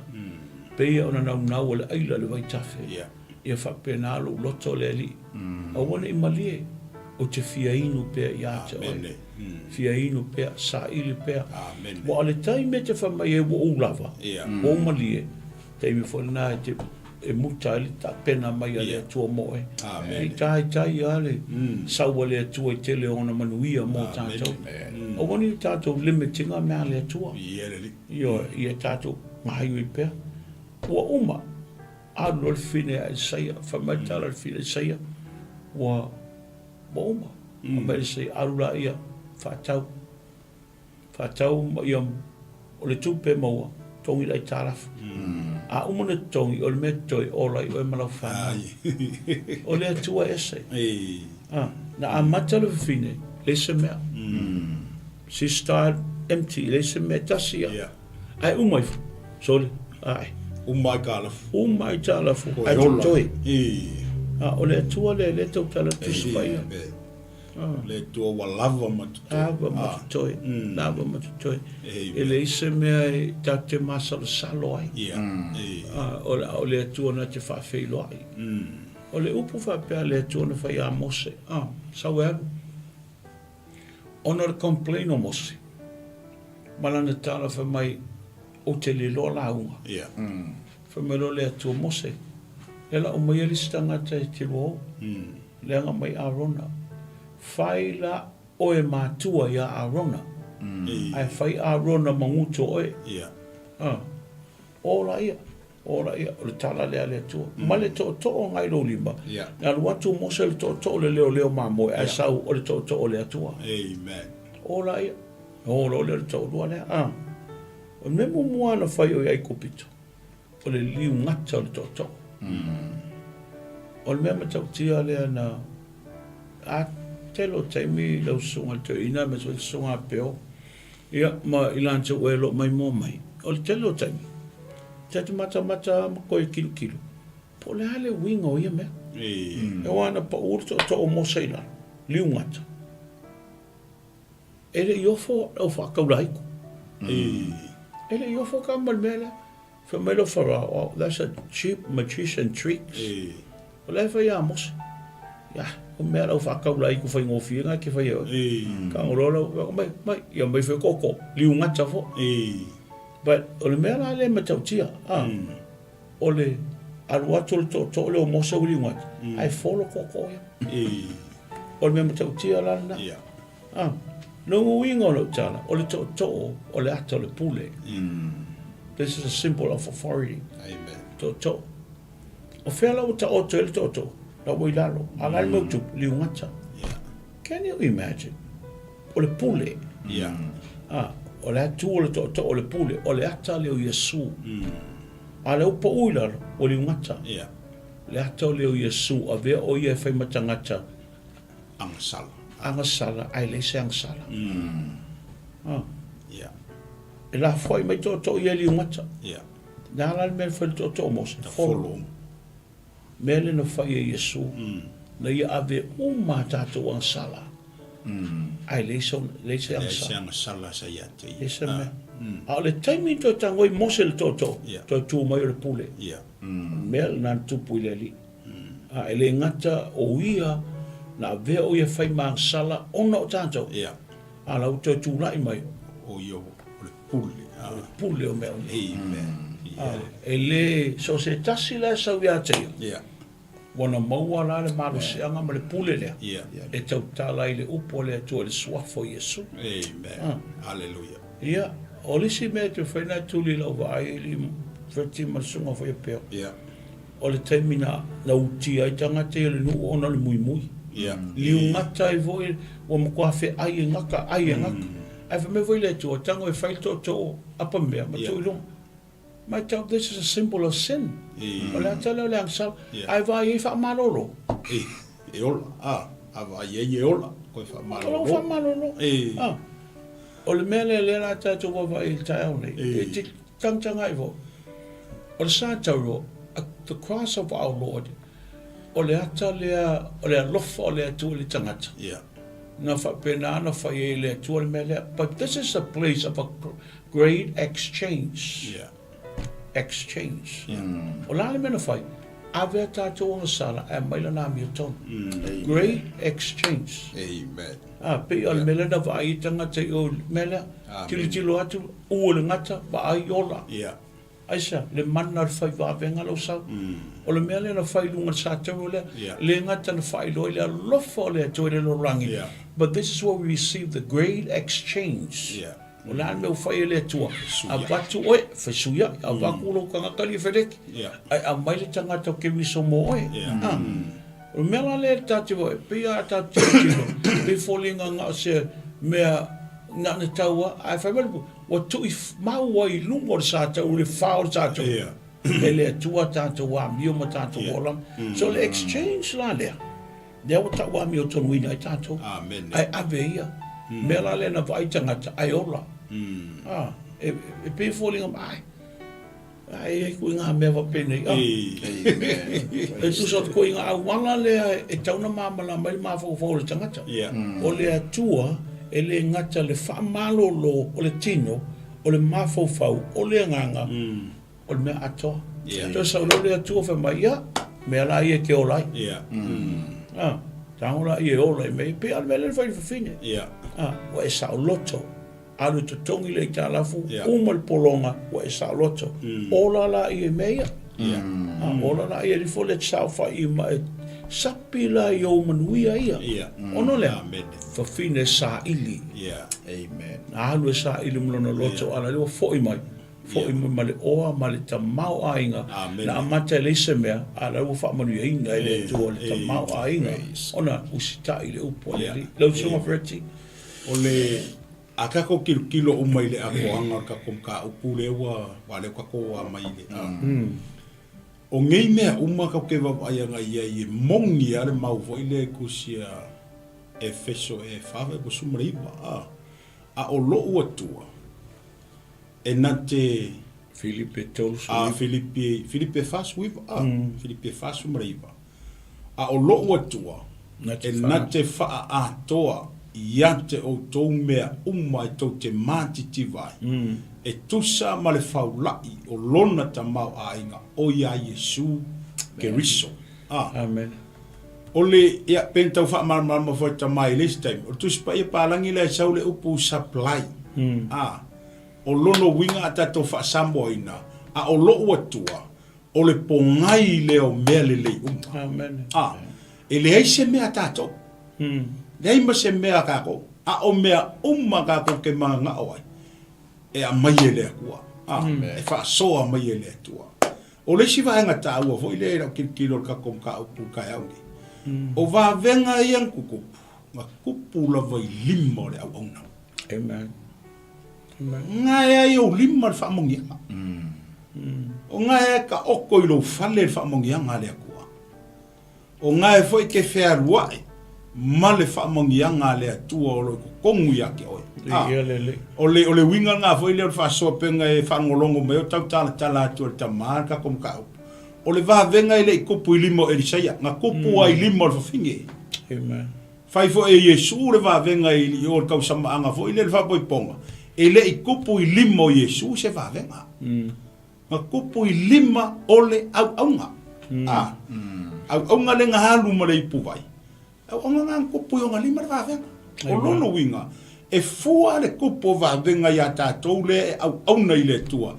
I lunga o kako whaalongo, ma le whaakua kako ke whaakingo i mea. Amen. Amen. A le leila kako whaalongo, ma le kako usikai, ma le tātou whaatua e whai ei mea, I le whilinga ngalo le atua. Ia o le are sisi mea e kako ke koe, pe ia le upo le fionga le li, I le kako ke whaalongo longo i ai. E sao le leile vaenga le ngā maua mai e ta mavo I le kai aungi. Ua kele le au watama mai. I le kuspa ia. Awa ikiki a fo ia e whakuakua. Fo I le mbarkalako ke whakingoa le mea le finga ngalo le kua kaumwhai. Ai le whapea fo I le uwha le au ngā ina ai. Pe yo le mea le kaua mai fo I le au wharisei o kai mera au so. E le ia o inga kangakangi. Ai maofa le au wharisei. I mea ia wakukupu le au so. Pe whenga la ko maua. Longa winga. E se are poko. E se renga I oi rungo le manga ma le whau unga le atua. E se ale ka maila ko uia le mawhau. E se renga I oi o le tangata. O lo iei le mana ma le whau unga le kua. Wale au so le koe. E le ia au inga. A o le mana o le atua wa ia te ilato. O le whau unga mai le kua. Ngā lako maua. Lenga kukupu ai wavenga. Ma kingo mai ei mea ngā lako whakingo inga. Ongo lea. E le o le poko la, e le o le akamai. A o le whakuakua I le mana o ke riso. E whaidea e sa oi kala fo le koringiku. Whao ngā e le tua le mea vai vai. Whao ngā e le mea malosi. Whao ngā e le tua le tangata valea. Whao ngā e le tangata poto. Lono winga. Ora kako ngā luenga e whai whakasi. Kako umaro kako mai mohinga pokara me ngeiasu. Au e ke whaalango lango I lo wakamai. Wha moe le mana o le atua. Wha moe le soasoangi le nganga o le li. Le mea nganga lenga au inga mai le nganga paia. Ngā maia, whai mo kako soasoangi. Soasoangi e kako ngā luenga le kua. E le ma whain kako whaia ngā o kako. Anga kako whaia ngā o kako uruwhinga ngā lo le li. O le vang kako lea. Le vang kako whaio wa kako. Kako le koe whia ia, kongor ngā lua. Ai ngā alang kako malolosi ma kako whia whai. Nanga ole nganga ole kua le fiso songi inga kako wola au au. Le fiso songi inga lo wola au au mo wola au au. Ia I tatou e ka hua kele ngā luanga lei wa le pe o kalangwa ko foi le fala wo kele aku ka kom ka. Wa le wo o ka ko ka mai le isi va nga fala kele. Ia o ngā luanga le lei. Ole me ka hua kele. Ka hua kele ngā luanga lei. E pe ia le kala foi le kusia o ngā luenga sifuru ele ka le a kongelio le voinga fa mai ka ngaka ele I whakua pile a fa minga ho o lumo le tua le manongi le lei o ana ngā luenga vai de manga ia o longa lue a le kenga lue mar fa maongi e o lumo le a sa sala o ngā luenga le lei fai o mea nga o mea ngai a wala mai fa mongi nga le kua kongo ka kuai kai pe foi la finge le e ui ngā oki ka maloa, a o le mangungi le lei ngā luenga ka maloa sāwhai, I le ka ngaka o lea kua, ma luma o lea kua, le ngā ho lai le whinge le malanga whanga. Ia pe o se koe whapopoku ngā ngai vai ngā fwere, o le fiafi wa le wa kako o le whai unga kako mkao. Wa le o ko foi le I le whai upo e korunga iai. Ia ngā wa umanga kawa mai. Ngā wa umanga kawa mai whai upo e torunga iai ngā mai ona whaatu le o ia ngā uma lava mea uma pia whamakala kor kama ia loka o hangi mea o makalakala o hangi whai koko o makalakala o ile e urwhale ko ile li o laulangi kongolo wai kanga kapungi kapungi ka hauwhi wafu ai ka hauwhi le kua kong ka hauwhi sa kangi wafu ai ka hauwhi le kua kong au wangi ko yeise avangoa e lema whainga kawhere whau unga le swa ulea anga le fai e whawhinge le mea e le kawhere sua au I kongolong whale. E mea nang whai whinge. Lokal wha malama, lokal whai koa, auange ko yeise mea lalangi ko I whalvelaki. A se ngai oi le kua whai wawenga. Kawhere wha unga ren kawhere kongol whale whinge lea, inga ua loka mea ia. Whapenga foi. E ala whinga whale kongol wha unga kako. O ngai whai koa makarkala. E ngai whai ko angai makalakala o lo langa kongolo a inga I ke lo iloa. Ia o ngai liki ai lava I ngari suau. Ngai liki a koe ai whafo I ngari suau. Ia ma whale kongua ia. A ore ma ngai ore melea. Ka ofisa kangifafa. Ai loka le kue kong. Amen. Saungi lo leo le kue lingi langa fa unga inunga yake. Malo fa so le sunga kungai. Fa tail fa sol le talo sunga peo. Ale ua ko se fot varmingo ke un kale le kula subalu e mako ngi sila. Ya ke fa talo fa fo bisu fo yon mai mon mai ne fiaf. Ai ni vai ngole aso. Pe la vona e fa fonga mai a fai o Yesu mana onga ia ona to mai dei lunga ia manu ole mau na minute ai e fa pesi e fai ngol tala ni Yesu ile pole aso to na ile fa ir ka kusauninga sa vala au ia tama ile vala au fo ile fa la o tele ia tanga tali to no sauninga lo o ia ile fa le mai pe ia lo na tuole sa vala au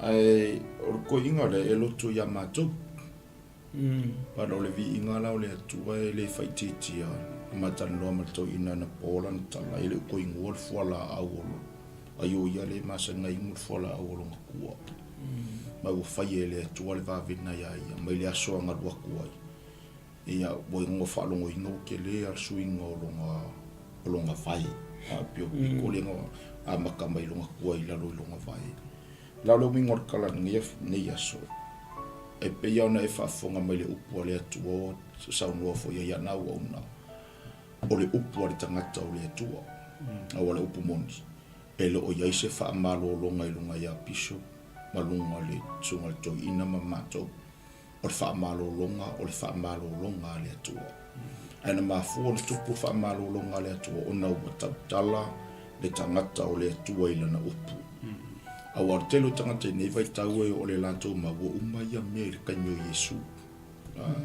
ala fionga pa ia le to fe mai Yesu to ina tu le pule ya te o to fe mai a o to wo fe mai fa e o to li mai fa malo lo mai e to toli te moni lo swafa lo bingala tala nei aso ile su ia le mana fa va venga o le tu amen ai fo to se isa ia lima su mato fe upeli me ona fa la malo lo martala tu se yon mia fe mai na te faia le awala e malo lo e tatu mo winga ilo fa fung anga ne yaso e le suia le upu ale atua pe yan fe martanga to le atua le finelea fe mai alu e no ipu na savali le finelea savali malona talitonu savali malona fatotua savali malona mautinoa o le upu na wilise tanga to le atua e nga yo ye le va venga matou dan me fa ngal benga na fai o matou lima mo matou talo ai pei la bona e fa longo le autu o le mtau o lo va venga na to tonu o lo fali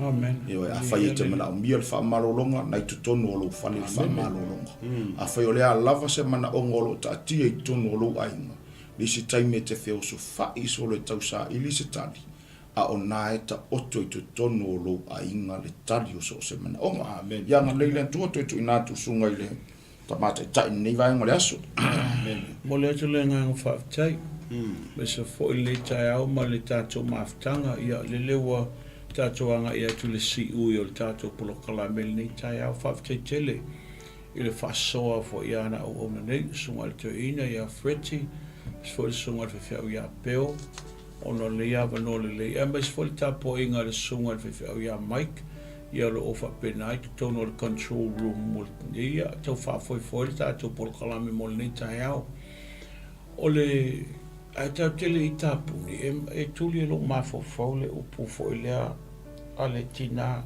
na sta mai fangu soa uititi ole ele upu fa pe asakaria oi o manatu yaso me aiti who despises the day of small things oi tanga te o manatu fa tau vai le aso me aiti ole lo wingo la fa mtalanga e fole le e taimi tato te manatu mai fa pe ele o fatau o ina tele le mele sei tuli mai la lau va ai ile ia Samsoni male au vai asini o se mea matautia le mea lea. E te ilo le hele mawhainga ma lepe se uro se au wai asiki. Ia. Ta whena ma lepe a mamor pona iwi. A tā le mea a kau le po mai kau a pōlou ia. Mo helmet sia a kau e nguki le ponga iwi. A e afe felicitia na fasi. I le au vai. Le au vai lea.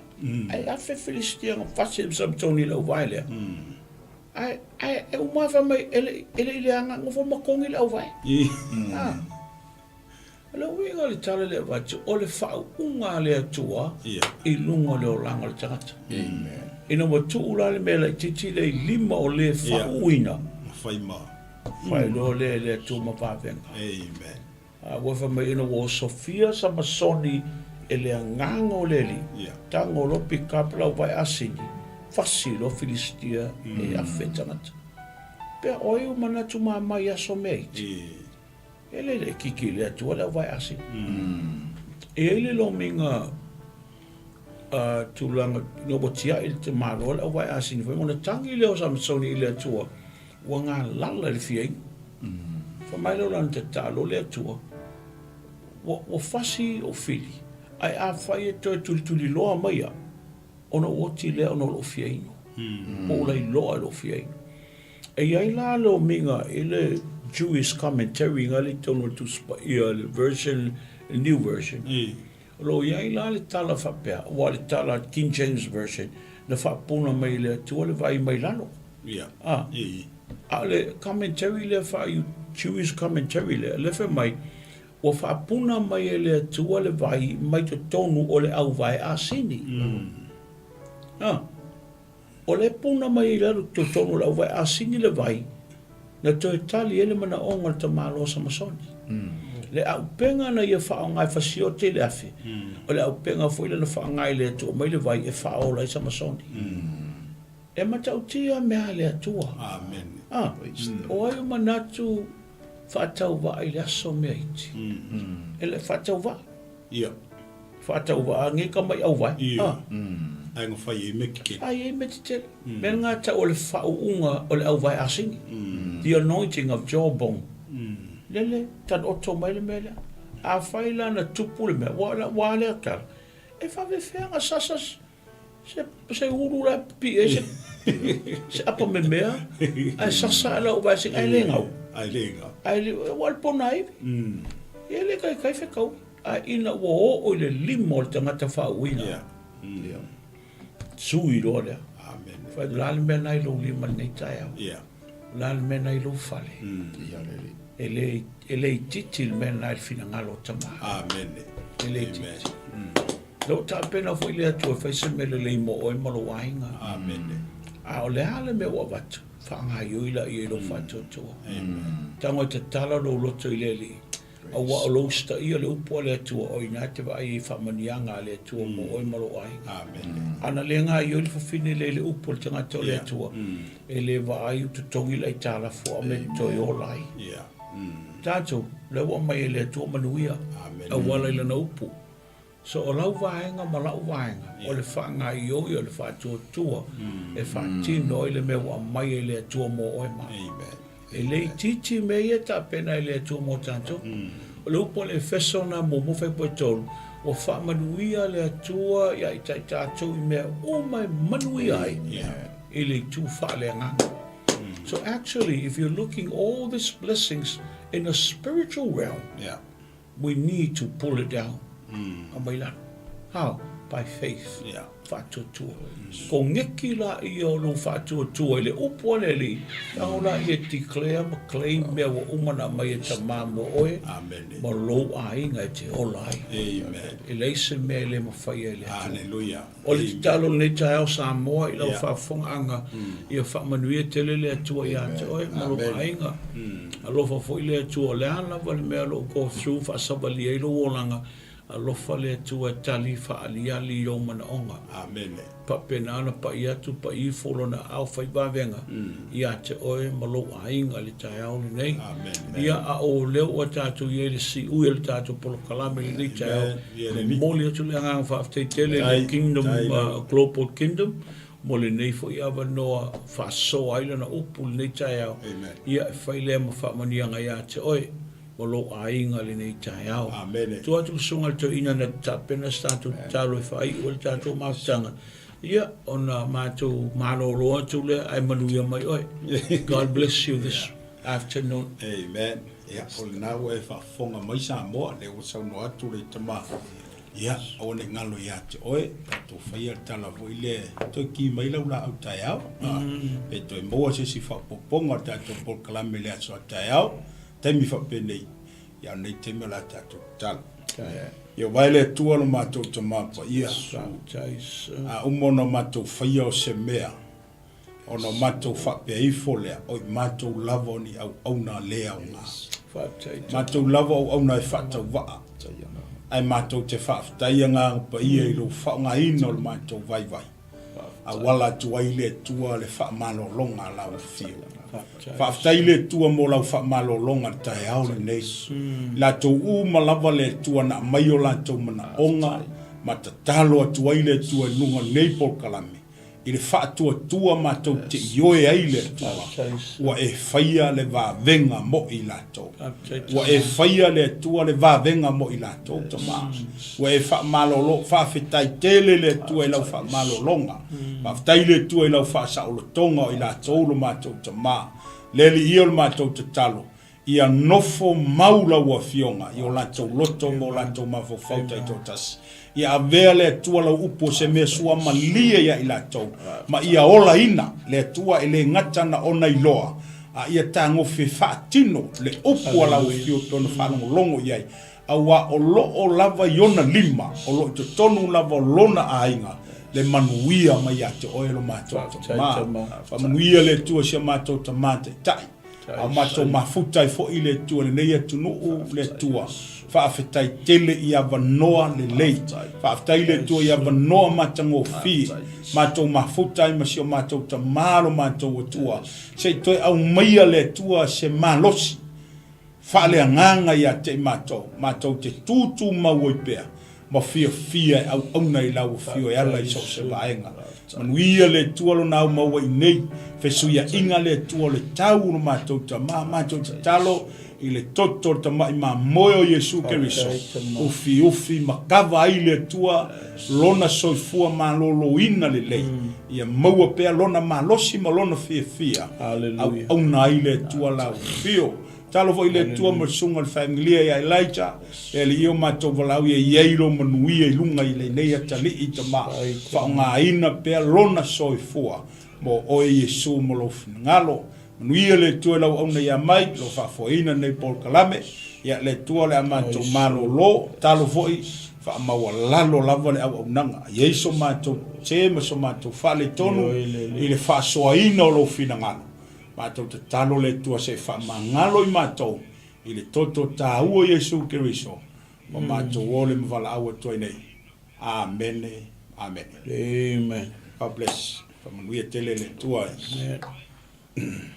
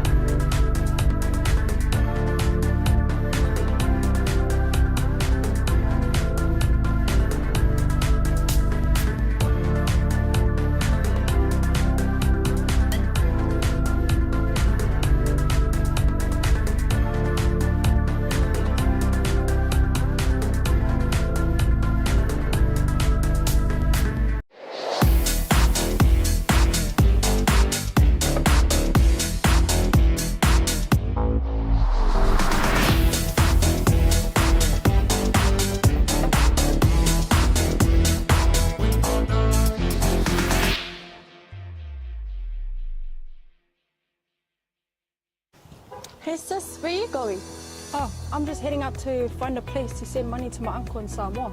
Oh, why waste time and petrol? You can use UP Group Money. You can send money to Samoa and it's really fast. Really? Yeah. Can I sign up online? Yeah, it's really simple. Sweet. I'll do it now. Okay, bye. Bye. Sending money to your loved ones in Samoa has never been easier with the UP Group Money Transfer. Our service allows you to transfer money quickly and securely from the comfort of your home or anywhere in New Zealand. Your family and friends can conveniently pick up the money from over 40 villages across Tupu and Tavai. No matter where they are, we've got you covered. Our user-friendly online platform makes sending money a breeze. Just visit www.upgroupmoney.com. Sign up and start sending money in minutes. We're here to help. If you have any questions or need assistance with signing up or sending money, please don't hesitate to contact our friendly support team at 09558 2896 or 0800 877 328, or visit us in the office at 6/22 Station Road, Ōrāhuhu, Auckland 1062. Experience the ease and reliability of UP Group Money Transfer today. Your family and friends in Samoa are just a few clicks away from receiving your support. Visit www.upgroupmoney.com now to get started.